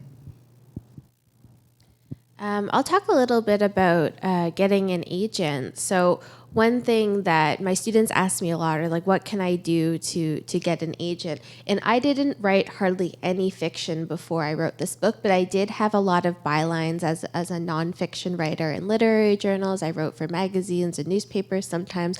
So I think that really helped me. But the thing that connected me with my agent is I was out in the community doing, I had a mental health video blog. Please don't look it up. It's please don't look it up. But I was engaging in different ways. I was working in psych wards. I was teaching creative writing for mad folks and in museums and in cultural centers. And so my agent actually saw one of the articles that I wrote and then looked up my video blog. And she messaged me and said, "Do you have a book?" And it took me from that point, it honestly took me 4 years to get her a book because I have mental illness. Like I was not super well. I couldn't get her the book in 2016, but I got it to her with Carrie Ann's help in 2020. I finally was like, "Do you remember me? I email you once a year to let you know I'm alive, and here is a different book that I wrote." And it took off from there. But what it taught me was that a lot of the times it feels like we're not doing specific literary tasks, we're not living our writing life, and that's not true. All of the community work that we do counts towards who we are as a writer, because they're not just investing in the story that you write, they're investing on who you are and how you shape that story and what you'll offer going forward. So all of the community things that you do matter so much. I think it's harder to get an agent than it is to get published. At one point, not too long ago, I think there were only 30 literary agents in Canada. I think there's more than that now, and I think the number of BIPOC literary agents could fit into one car. I'm fortunate to have found one, but I didn't have an agent for my first 4 books. And that might sound really discouraging, but Maya and I were talking about this, what defines success? What do you want out of writing? And for me, it really is meeting people, being part of something, finding community. And that I realized that when I met Chuck and Alan when I was at LiterASIAN in 2021, that writing is a lot more than just trying to get on Oprah or get on a book list. There's so many ways to find intrinsic joy and value in the creative process, because there are very few of us who will get both an agent and a big book deal. And if that's what you want, that's fine. I mean, if my agent calls me and say, "Hey, we got Netflix on the phone. They want to turn Family Code into a Greek musical," I'm going to say yes, let's do it. But they're not going to, and I'm good with that because I get to meet new people all the time. I get to expand my community, and I was a social worker for so long. If I pulled into Vancouver as a social worker and said, I have EMDR training, I have CBT, and I called another social worker, they would go, "Who the F are you, and how'd you get my number?" If I did that to a writer, they'd go, "Yeah, meet me at the Starbucks at Granville and so-and-so." And it's wonderful, because it's all true. Yeah, I could say, I was also published by Guernica, and let's go. Yeah, like how many other communities can give you that? And that to me is as important, if not more important, than having your name on a list or having an agent. There's just so many wonderful things to be part of when you're in a creative community. Thank you. I think we have to wrap it up. Is it? Oh, did you? Yeah, let's do it. It's Larissa Lai, everybody.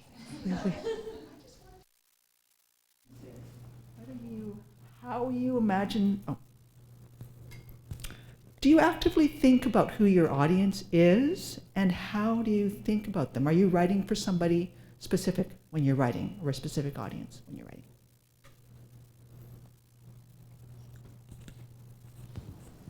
I can tell you when I was writing Johnny Delivers, it was a struggle. You think writing about your teenage years, it would be fun, and it was nostalgic, right?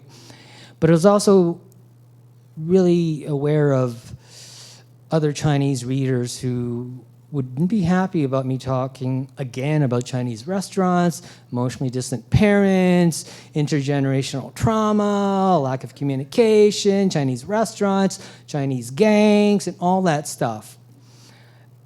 And then Arlene Chan, many of you know her, she acted as a consultant on this, and she emailed me some stuff, and she sent me some articles about Chinatown gangs in the 70s and a bombing that took place, killing somebody on Elizabeth Street.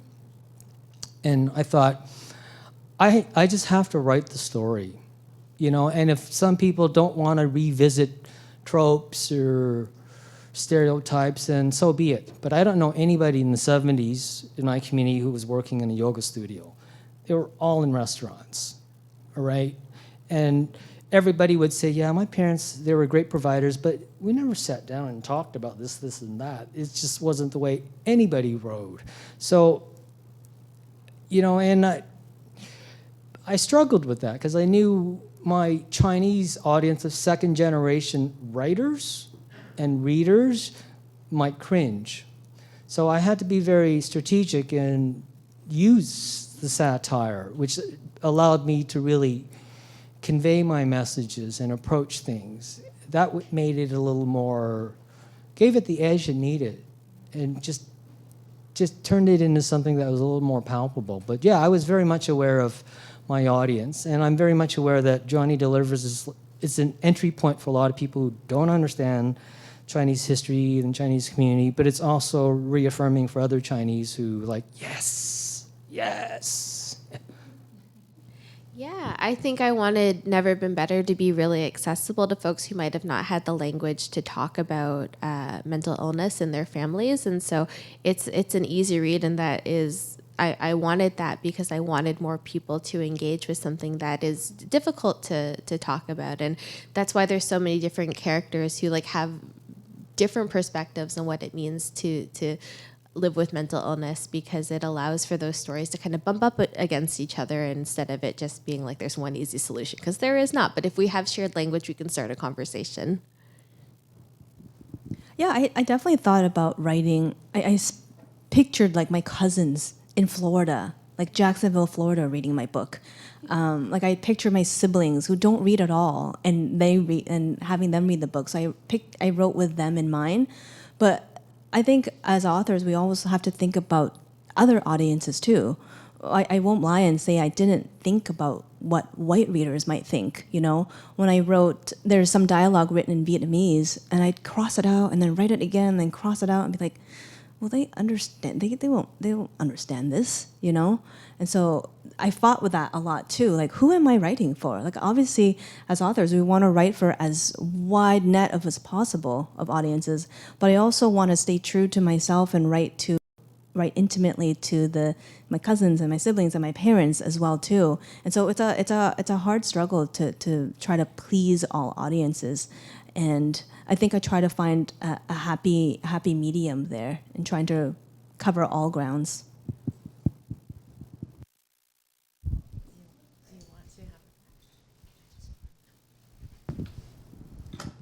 So thank you so much to our speakers. It was such a deeply touching, inspirational, and also very informative conversation. Thank you so much once again. Please give a big applause to our speakers today and our moderator, Carrie Ann Leung.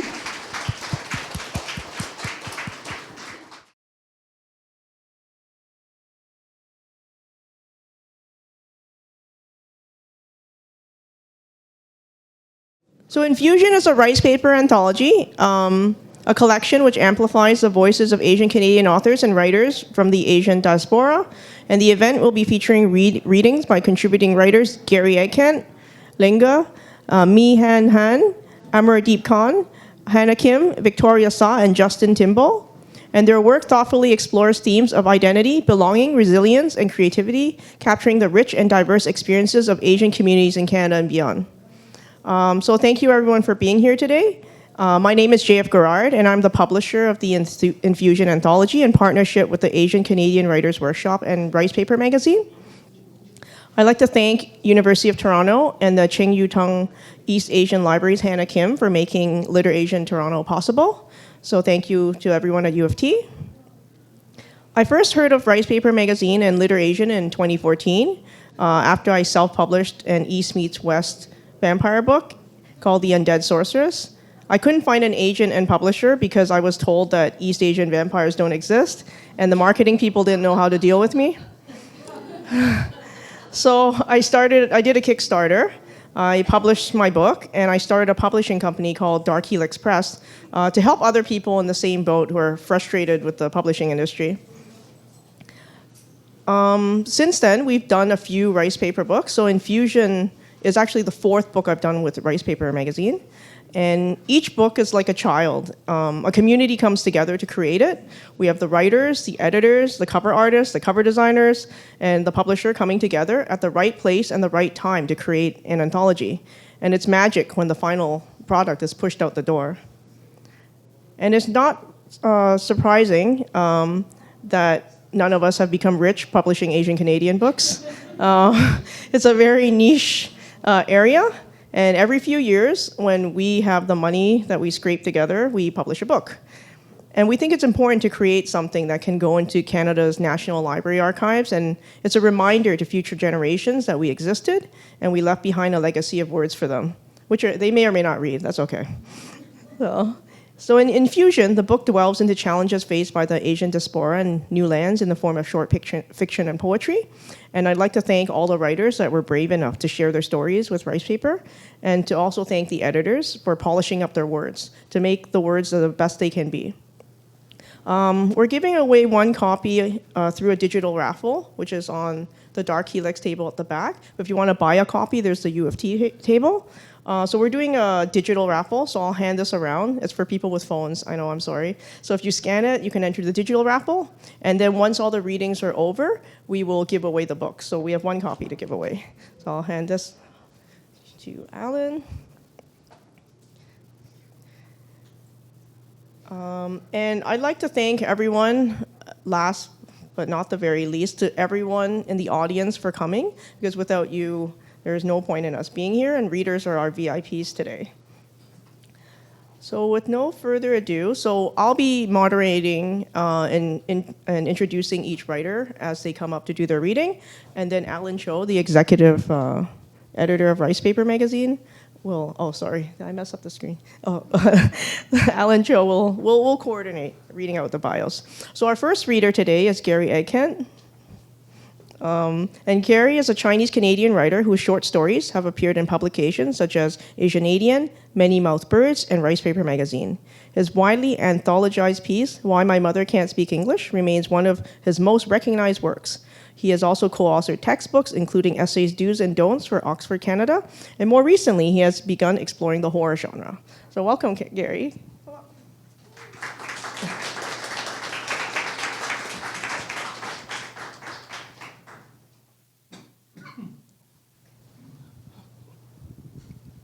I have to hold it. Oh, wow.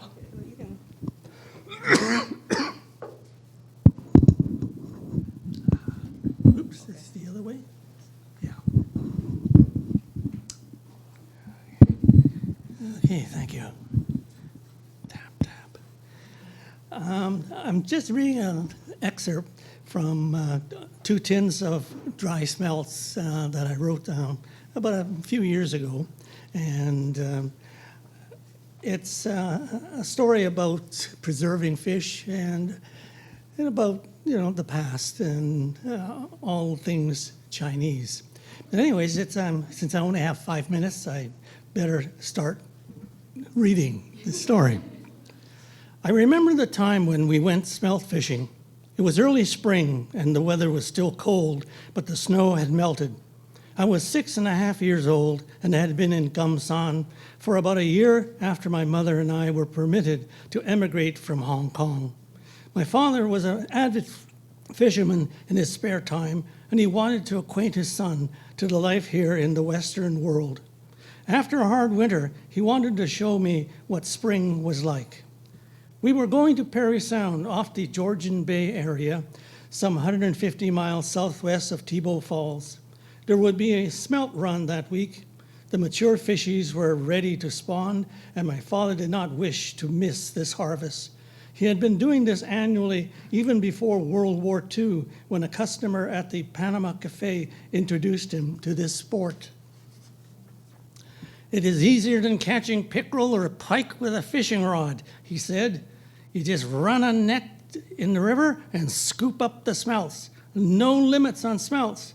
We can have bushels in less than an hour. I nodded readily. All winter I was cooped up either in the restaurant doing chores or at school learning English. This was my first chance to get out and go somewhere, to ride for a long distance in my father's Oldsmobile. It's about 2 hours' drive, my father informed us. The smelts won't really run until 9, so we'll be leaving about 6. Lots of people there, like a big party. So all this is done in the dark? My mother questioned. Of course, I have Coleman lanterns, my father assured her. You snap the lighting, brighter than flashlight, can see the path easy. Maybe I should come. Amma looked at me with worried eyes. I was the only child here in the family. She was 40 when I was born.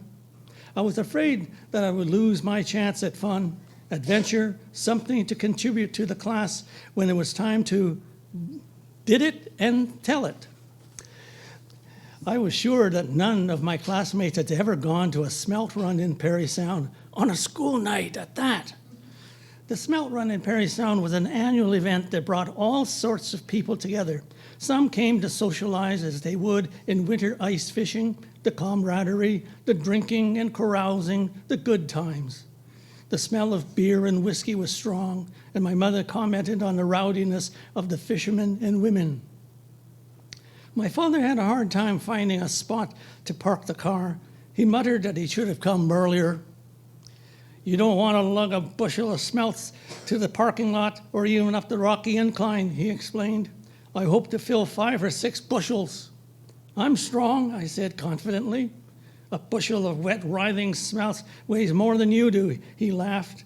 Then he started netting the mounds of smelt into the bushels. I wanted to do that, easier and faster than just fishing on the wharf. Be careful, my mother warned. Don't slip on the wet rocks. With net in hand, I scampered ahead and jostled into the crowd and found a spot. I extended my net into the rushing waters of the river. This is fun, I cheered. And then I fell into the frigid river. I was still holding on to the pole that held the net, that held a massive amount of squirming smelts. I didn't dare let go of my very first catch. I didn't dare let go for dear life. I didn't dare let go for fear of what my father would say about losing his net. Let go of the net, kid, someone shouted. I did so, but the strap around my wrist held on. I was being pulled deeper into the river. The water was frigid. I took in a freezing mouthful. I could feel the iciness soaking into and through my boots, pants, and jacket. I felt a hand grabbed at my flaying arms and then a big splash. The person trying to catch me slipped and fell deep into the water. It was Amma. She held on to me as the other rescuers grabbed and pulled us to safety. And you'll have to read the other part. Thank you.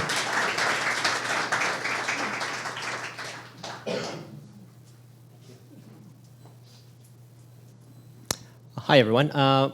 Before I introduce Ling to the stage, I also want to add one more reader that will be reading from at the end. It's Jim Wang Chu's poem, My Aunt. And Jim Wang, I can't have an event without talking about Jim Wang Chu because it's really important. This is the 30th anniversary of the Asian Canadian Writers Workshop, also Ricepaper magazine as well. 30 years ago, it all began as a newsletter. Literally, it was the only way that writers could connect with each other, knowing what we're doing and who's got published. And from that, we had some poetry, some short stories, and it became a full-blown magazine in probably early 2000s. And one of the editors is with us here today, Jessica Jinjae Chan, who worked really closely with Jim Wang Chu throughout the many years, and she will be reading Jim's poem. So we'll have that at the end. We didn't include it in the list here, but I just wanted to share that with you. So 30 years is an eternity in the magazine world. So all the writings that we have here are all writing that has been submitted to Ricepaper magazine, the digital format, and we have published them in the print format here today, selected from the digital magazine. So in many ways, we've come full circle, still having the print anthology here today. So anyways, I would like to continue to introduce our next reader here. Ling Ge is an immigrant author based in Toronto. Her writing has appeared in Ricepaper, The New Quarterly, The Heron's Nest, Acorn, and elsewhere. Her first published short story was nominated for a Pushcart Prize. Her debut poetry chapbook, Snowflowers, is forthcoming from Ansuster Press. Welcome, Ling.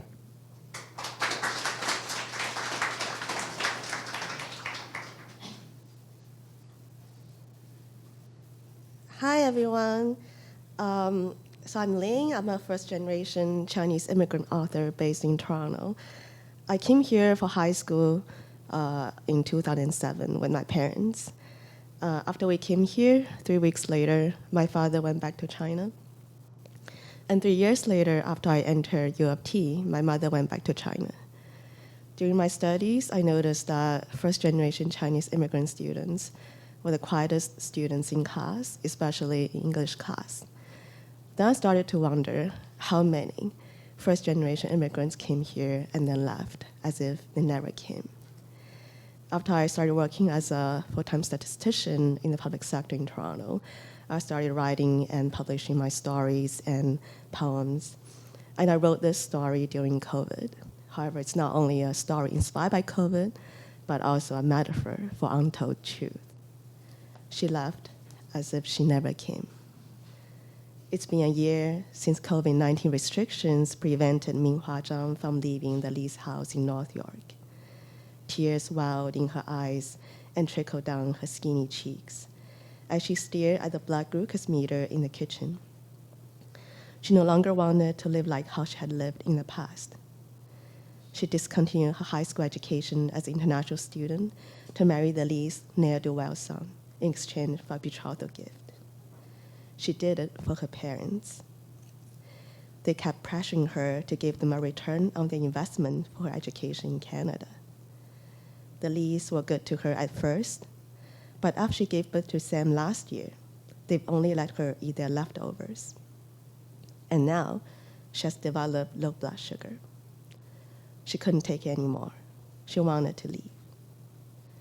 "I'm going to call the police if you keep treating me like this," Minghua yelled in a fit of rage and threw down her apron and ran downstairs to the basement. She was going to retrieve her grammar notes and figure out how to go back to school. Minghua's yell lingered in the dining room, where Mr. Lee's thoughts flashed back to his graduate supervisor. He looked at Mrs. Lee and James, who became still and stood aghast. They were in the middle of adjusting Sam onto his high chair. "She's reached her limit. It's about time we get rid of her." Mr. Lee rolled his chair towards his laptop on the dining table. Through networking and hypocrisy, he had obtained a full-time economics faculty position at the University of Toronto. He had learned that the easiest way of obtaining justice was by taking advantage of other naive, kind, and weak people. He deeply believed in life, that the end always justifies the means. Mrs. Lee sat down to listen. James stared at his father. "How?" "She's in the basement now. There are no windows there. We can lock the door from outside. She will die without food and water. We'll turn off the heat too. It's the perfect time to act. We will say that she died from COVID-19 during self-isolation." Mr. Lee turned on his laptop and started punching his credentials. "James, check if Minghua's cell phone is still in your bedroom. If so, go and lock the basement door from outside." "What if?" Mr. Lee cut him off and pointed at the bedroom. "Just do what I say quickly before she leaves the basement. I'll explain later." James scurried anxiously and flew to the bedroom, but then flew back with excitement. "Mom, Dad, that stupid girl left her cell phone in the room." Mr. and Mrs. Lee nodded to give the go-ahead, and James tiptoed downstairs. And for the rest of the story, please read Infusion. Thank you very much.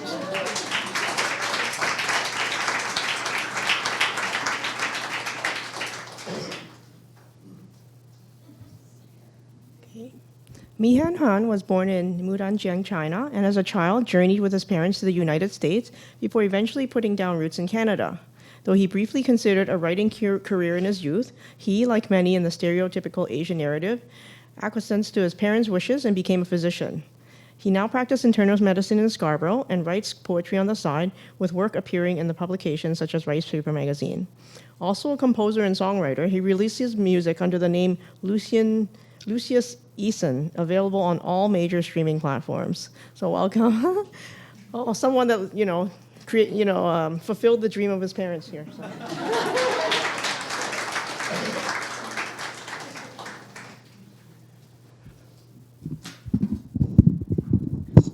Thank you. So thank you to Ricepaper and LiterASIAN for organizing this, and thank you all for being here. I'm honored to share this poem about my grandmother, who passed away in April of 2022. She was born in mainland China in 1937, so she lived through some very tumultuous times and experienced a lot of personal tragedy as well. Her father passed away when she was 14, and her husband passed away when she was 32, leaving her behind with 3 young children. But she was a fiercely proud woman with a fiery temper that she passed on to all of her descendants, including me. So it was especially hard to see her so diminished in the last year of her life, when she was basically bedridden and delirious, not really recognizing her family. And honestly, it was a bit of a relief when she finally did pass away. So while I was at her apartment preparing for her funeral, just seeing the artifacts from her life juxtaposed against all this medical detritus filled me with this feeling that I can't quite articulate, and I tried to capture that in this poem. It's called Things You Left Behind. A hospital bed steeped in ammonia currents of stale urine. A tube of Canestin straddling the commode atop a stack of unused diapers. Fruit flies metastasizing from browning bananas to a half-empty bottle of lactulose. A walker curled like Oriental calligraphy against the couch in a living room unreachable as China.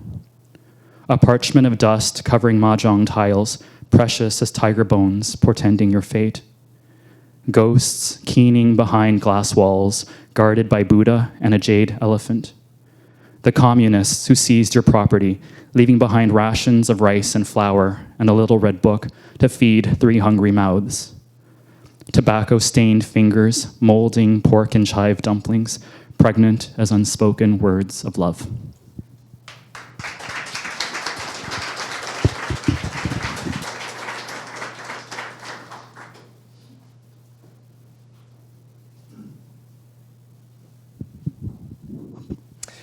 Our next author is Amardeep Kaur. Amardeep Kaur was born and raised in Hong Kong and now resides in Toronto. She is a lecturer at the University of Toronto, where she teaches courses on Canada-Hong Kong migration and Sikhism. Amardeep holds a PhD in geography as well as a diploma in Asian studies from York University. Her research has explored the now famous SS Komagata ship from its Hong Kong origins, where it's first received its Sikh name, Guru Nanak Jahaz. A multidisciplinary scholar, her intellectual impetus is driven by opening poetics to decolonial geographies and religious earth thought. When she is not writing or teaching, she enjoys walking and sipping endless cups of cha. Welcome, Amardeep.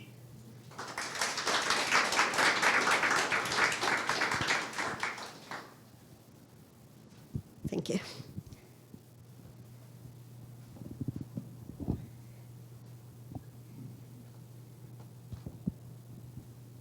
Just give me a second.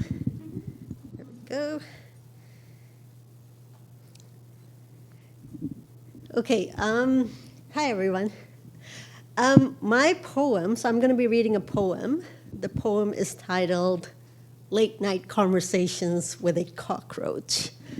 And well, hopefully once the poem kicks in, you'll understand the context about, how this poem came about.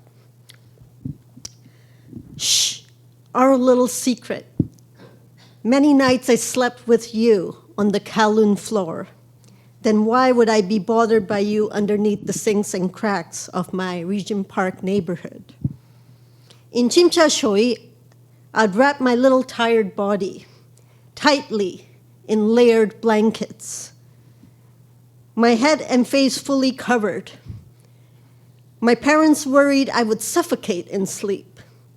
Little did they know of our deal. Me on this side of the fabric, you on the other side. Sometimes I could tell you were nearby. Should I peek up? Your radio antennas and peripheral sight emitted onto me a telepathic sense. But this will be our secret. They won't understand it here. When I lay awake on the sofa, I feel close to your presence. I'm not alone. Another creature crawls night with me.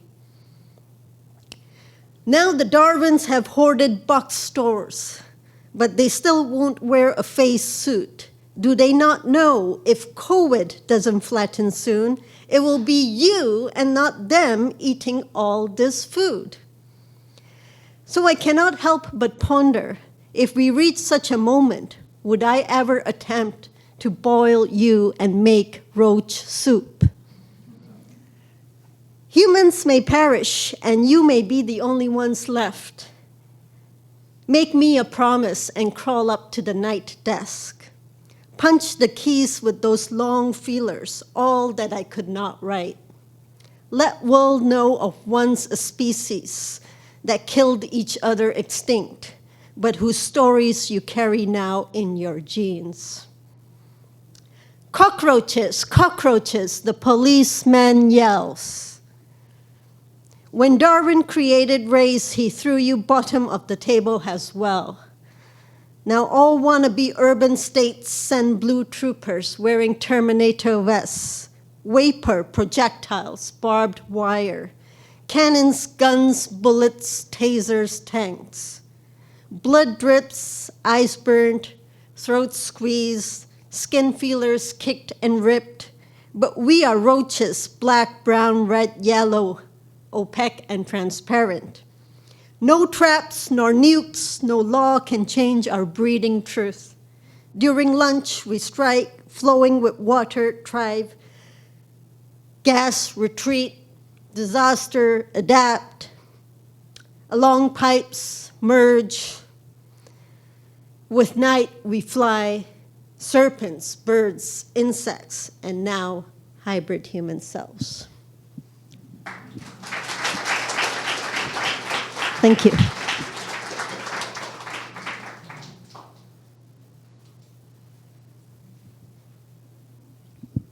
Hannah Kim. Hannah is the director of the Cheng Yutong East Asian Library at the University of Toronto. She has published and presented widely on Asian Canadian heritage, diversity, and East Asian studies librarianship.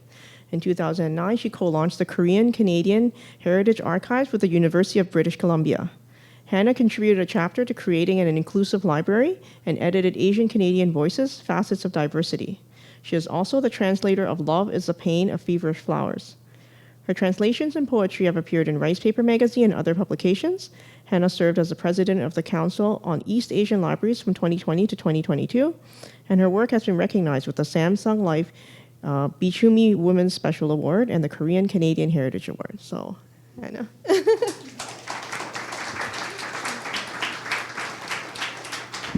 Thank you so much, Julie. Okay, so I'm going to read my poem, The Perpetual Foreigner, which was first published in Ricepaper magazine back in February 2023.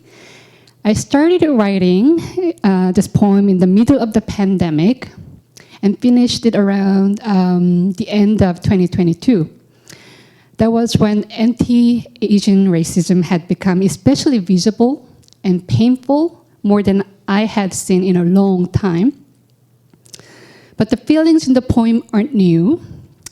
They reflect a much longer history of exclusion and discrimination that many Asian Canadians and other visible minorities have quietly carried for generations. This poem isn't just about my own experiences. It's also about the stories I was hearing and witnessing around me. For example, one of my faculty colleagues at U of T, who is of Asian background, was walking near campus on Bloor Street when someone in a passing car threw an egg at her and shouted, "Go back to China." The incident haunted her for a very long time. That kind of thing stayed with me, and so did the quiet fear I felt for my elderly mother. I asked her not to go too far on her walks in our neighborhood, to stay close to home, because I was afraid something might happen to her, that she might be randomly attacked, and also feared for my children. I found myself having to remind them how to respond if they ever encountered racial confrontation at school, on public transit, or just walking down the street. That kind of conversation, that kind of worry became part of our everyday reality during the pandemic. At the time, there were so many reports of violence against Asian seniors and women. These moments stayed with me, and they shaped this poem. It is a poem about fear, but it is also about the emotional weight by many who often feel othered. And it is about strength, about continuing to speak up, to show up, and to hold space even when we are made to feel like we do not belong. I'm sharing it today in the hope that it resonates with anyone who has ever felt that tension, and as a reminder that our voices matter. The perpetual foreigner. I'm the sorrow of the perpetual outsider, carried on through centuries of pain, still hearing the echoes of souls once silenced. From signs that read, no Indians, Chinese, or dogs allowed. The yellow peril never fades away, a numbing pain that never ends, constantly sorted by a skin-like breeds of dogs, my identity forever in question. Each morning I awake, believing I am at home, but the blanket of prejudice soon reminds me I am not. Discrimination and antagonism, a constant battle. Every day I must shout, I'm not a virus. I stand tall, a symbol of strength and resilience, but the weight of being a perpetual foreigner never leaves. My voice, a testament to the struggle and strife, a reminder that our fight for equality never fades. Thank you.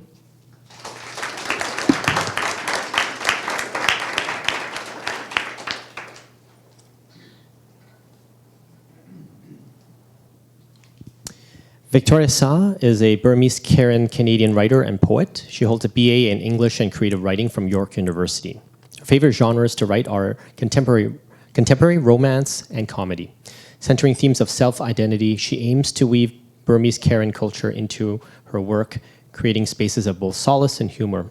When she's not writing, Victoria can be found binging Asian dramas, reading novels and webtoons, or diving into DIY hobby. She currently lives in Toronto, Canada. Welcome, Victoria. Yeah. Howdy. Hi. All right. So my name's Victoria. My Burmese Karen name is Mu Sehwa, which means female king, because my father aspired for myself and my other family member, my brother, to be beacons or the start of a new Canadian life. Depending how you look at things, I'm a first/second generation Canadian. I came here when I was 2 months old. So give or take, I guess, first Canadian technically. So growing up, it was a lot of balancing what my parents wanted, plus the legacies of those that came before me in my life, as well as versus what I wanted to do in my life. So it was a matter of trying to achieve what my parents wanted me to do, as of course I understand that in the publishing world it's hard to be successful as a writer, but it was something I've always strived to do and something that I hoped, so that's why I'm here. So Rocky Playground was something that I wrote, which was inspired by when I was a kid. I was really clumsy. I would fall and trip a lot, and I would have a lot of scrapes and bruises, as well as inspired those that were near and close to me, especially some close friends that are with me here today. So I wrote that, and it was in the hopes of that people like me as well, or don't feel as lonely when they're growing up, and they may feel isolated and alone, and I hope it gives them some encouragement and a bit of a laugh while they read it. So that's just my hope as a writer, to make someone's day and make them smile. And so I'll read Rocky Playground right now.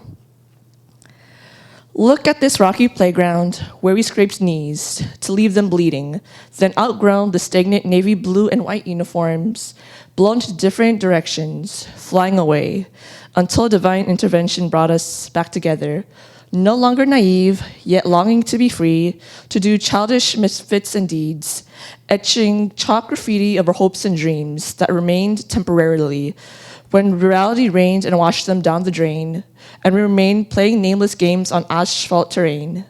Sometimes taking the leap kills, twisting life like juvenile ankles and Uno reverses, arrays of aimless green and red lights confuse feelings of yellows and blues.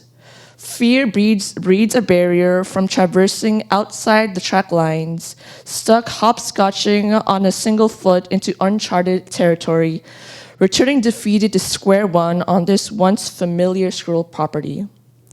Bones can heal. Don't let zealous desire burn to cast dregs of shadows upon this school institution. Consume the bonfire, lay down your foundation, brick by brick, and bounce back like a basketball. Stick to golds like decade-old bubblegum plastered on these thick walls and score. Afterwards, remember to rest. Lie down in the tranquil shade amidst half-empty bubble tea drinks, honey butter chips, and frosted Timbits.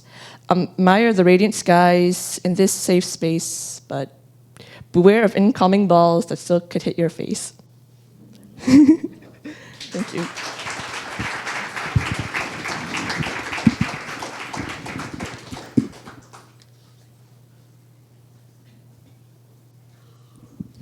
Justin Timbal is a Filipino writer from Mississauga, Ontario.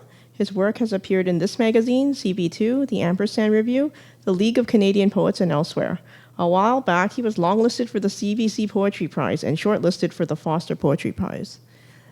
Is Justin? Hello? Oh my gosh. Also, you're so tall. I didn't recognize you.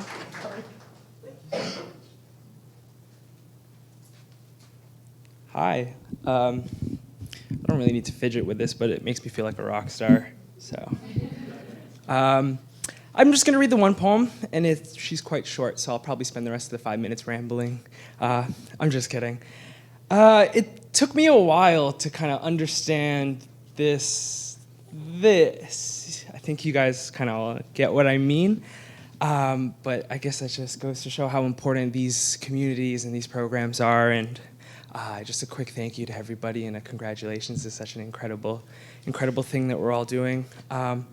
The genesis of this poem, which is called I'm Jealous of the Students at Seoul International, I was reading for a literary magazine, and all of a sudden we got this influx of submissions, and in all of the cover letters it's, hi, I'm so-and-so, and I'm in X grade at Seoul International School, and I'd like to submit X, Y, and Z. And I suppose I was still trying to figure out where I fit into all of this, and I was feeling a little bit comparative, I suppose, and I came out with this, and I'm just going to start reading. This is called I'm Jealous of the Students at Seoul International. I'm jealous of the students at Seoul International and how they practice second languages, the way they write and unwrite poems in English to learn how they fit inside the words, each one neatly rested inside individual folds of the cloud, the prettiest ones rounded up, waiting for the moment night rolls over and their poems join a Western morning. In the Korean school system, rejection from literary journals is softened by the promise of extra credit. Google autofills my typing because the algorithm knows my thoughts before I do, knows I will always find myself trying to fill the same spaces in the sky. I'm still trying to understand where I fit inside this language that is my one and only. In the Zoom meeting, I raise a virtual hand, not to ask any question, just to touch the face of someone who has helped me navigate this vastness that is my being. Thank you.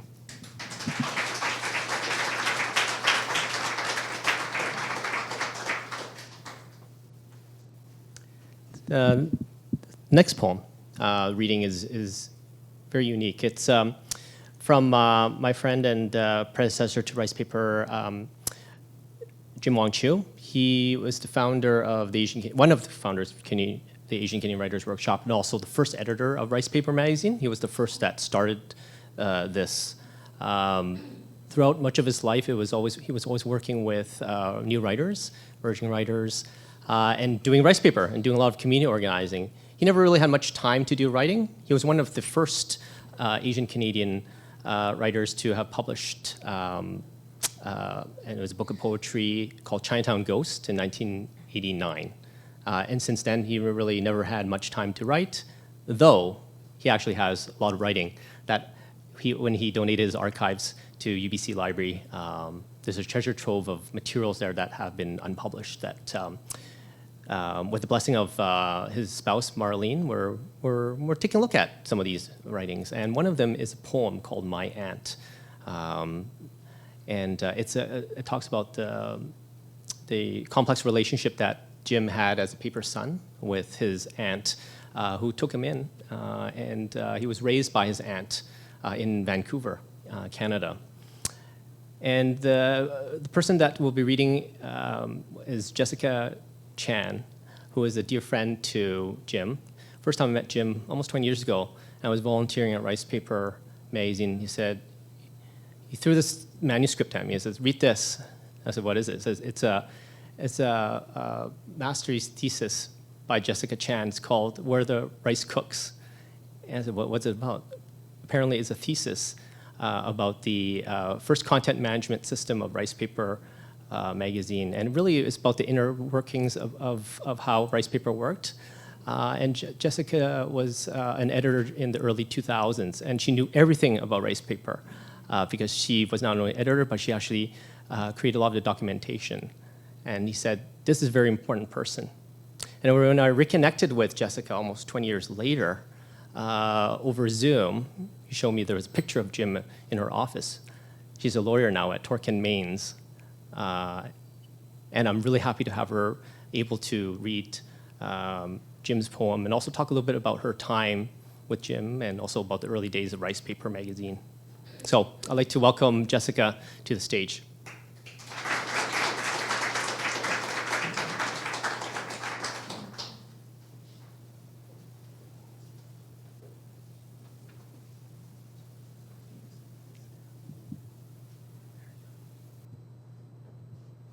Thank you, Ellen. I'm actually very embarrassed that anyone still reads that thesis. So I'm glad that you talked a little bit about Jim, because it's impossible to have a LiterASIAN event without thinking about the fact that he started it. So I see that there's a lot of original gangsters here today who probably knew Jim and a lot of new faces. So just bear with me if you know of Jim's history. This is more for the newbies, because it is important to pass on the history of someone who's so important to our community. So those of you who may have researched Jim on Wikipedia will see that he is known for many things. The father of Asian Canadian literature, the person who founded Vancouver Asian Heritage Month, who has won the Queen Elizabeth II Jubilee Medal. He might even have an Order of Canada. It's somewhere in his drawer. He also started the Jim Wong Chu Emerging Writers Award, co-founded Asian Canadian Writers Workshop, was the first publisher of Ricepaper magazine. He also was the founder of this LiterASIAN and many, many other accomplishments. He is known mainly for the work he's done in mentoring young writers and bringing original Governor General Award winner writers such as Sky Lee, Paul Yee into the mainstream. I don't think it's possible to have Asian Canadian literature without Jim. And I know Alan has spoken today about how today is the 30th anniversary of Ricepaper. That is quite a milestone. But I don't think Asian Canadian literature started 30 years ago. It went a little bit before that. And so this was probably in and about 1989 when Jim Wong Chu started wondering if there were more people like him out there. And as Alan mentioned earlier, Jim came to Canada as a paper son when he was 4 years old. What happened was that his aunt had a daughter who was supposed to come over from Hong Kong, and she passed away in transit. So together with his father, they falsified records, and Jim came to Canada under the name of a girl. And 3 years after that, he discovered that his aunt wasn't his real mother, and it really messed with his brain. And later on, living with a female name and being bullied for it in school, that really does something to you. And throughout his life, he lived a sense of displacement, seeking of identity, and wondering where he belonged in Canada as this Asian Canadian man who wasn't really supposed to be legally here. So a lot of the self-seeking ended up with him writing poetry, going into photography, being an activist in the early 70s. And finally accumulated in 1989 when he was at UBC attending creative writing. And he thought, you know what, I just want to see if there's anyone else like me out there.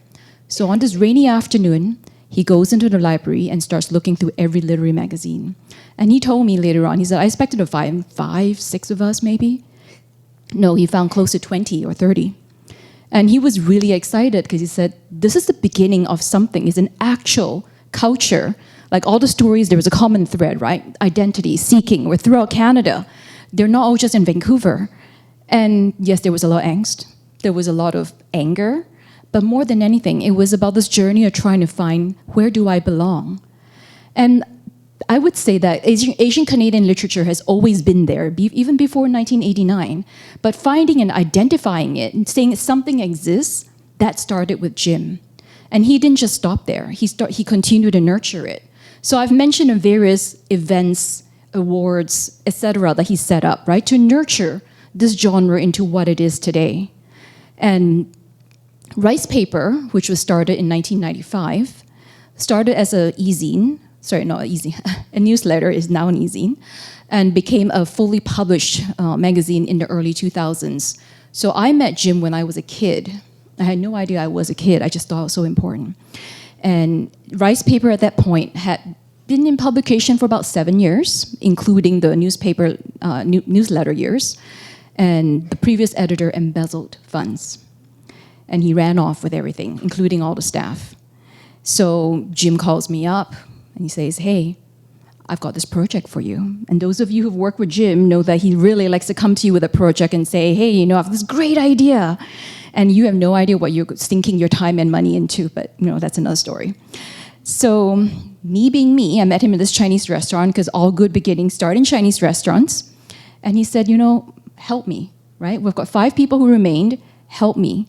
We got to, oh, and by the way, we got to publish 4 issues of Ricepaper right now in the next 8 months because he ran off all the money for the next year. And we got to submit all these magazines to Canada Council to show them that we continue to publish.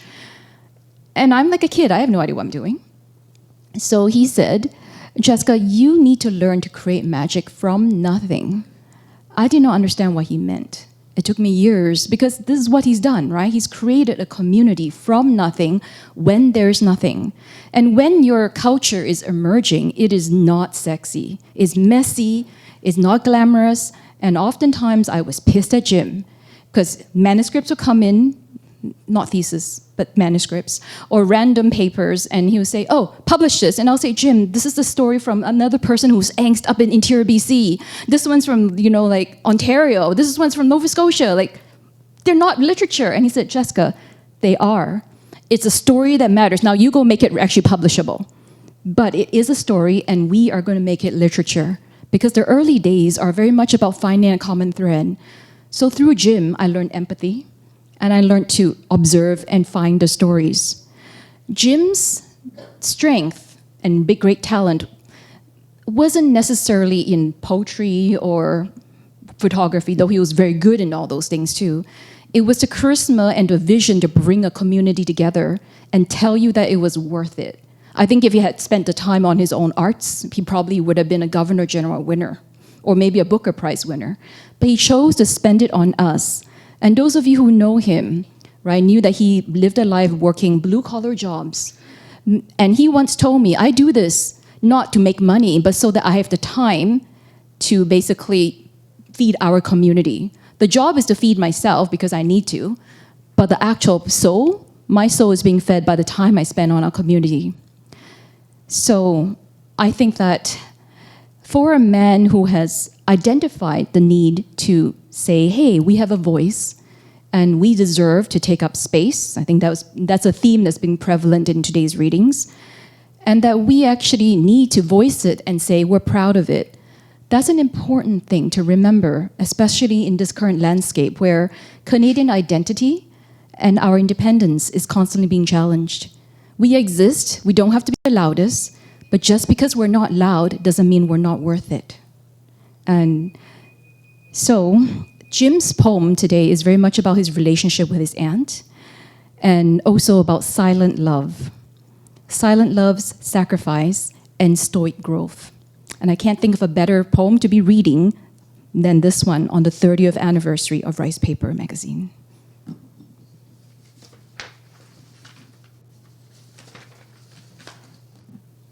She raised me from a babe and aged in her own time. The years have taken her love and cast them into my life. She has seen 83 years in this country, but none of my education. She has shrunk into herself, and I cannot follow. We hug and kiss awkwardly, but only on holidays. Is it understood that I do love her? Thank you very much.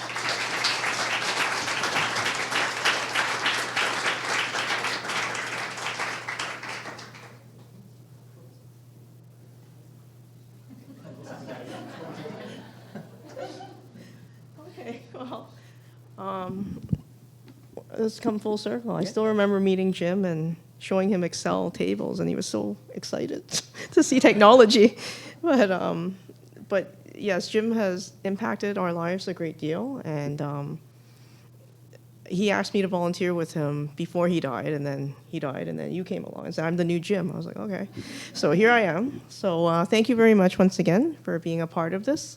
Without you, this event wouldn't be possible, and thank you for supporting Ricepaper throughout the years. I also want to thank Hannah for making today's event possible, and you also, thank you. You also are a writer yourself, and thank you for spending time and also supporting the arts and culture and like Ricepaper magazine. And I want to thank Jeannie as well. Jeannie, we invited you to LiterASIAN in 2015 when we were doing speculative and science fiction, which was a new area in Asian Canadian writing, and writers were still fledgling in that area, still is, but you were one of the first, along with a number of writers that came to Vancouver. We didn't know much what we were doing, but we knew that there was a lot of new stories to be had, and you've continued with your support and with creating this anthology along with us as well, so I want to thank you. And also I want to thank everyone here who is writing or continues to write and has a story themselves, because we want you to continue to support your own writing and submit to Ricepaper if you have a chance as well. With that, I think we shall. I was say you can buy the book from U of T over there. But okay, that's all. And grab a book and have them signed by the authors. Right, wonderful. Thank you so much, everyone. Hannah, do you have a last few words? Okay, wonderful. Well, have a good evening, everyone. Thank you for coming.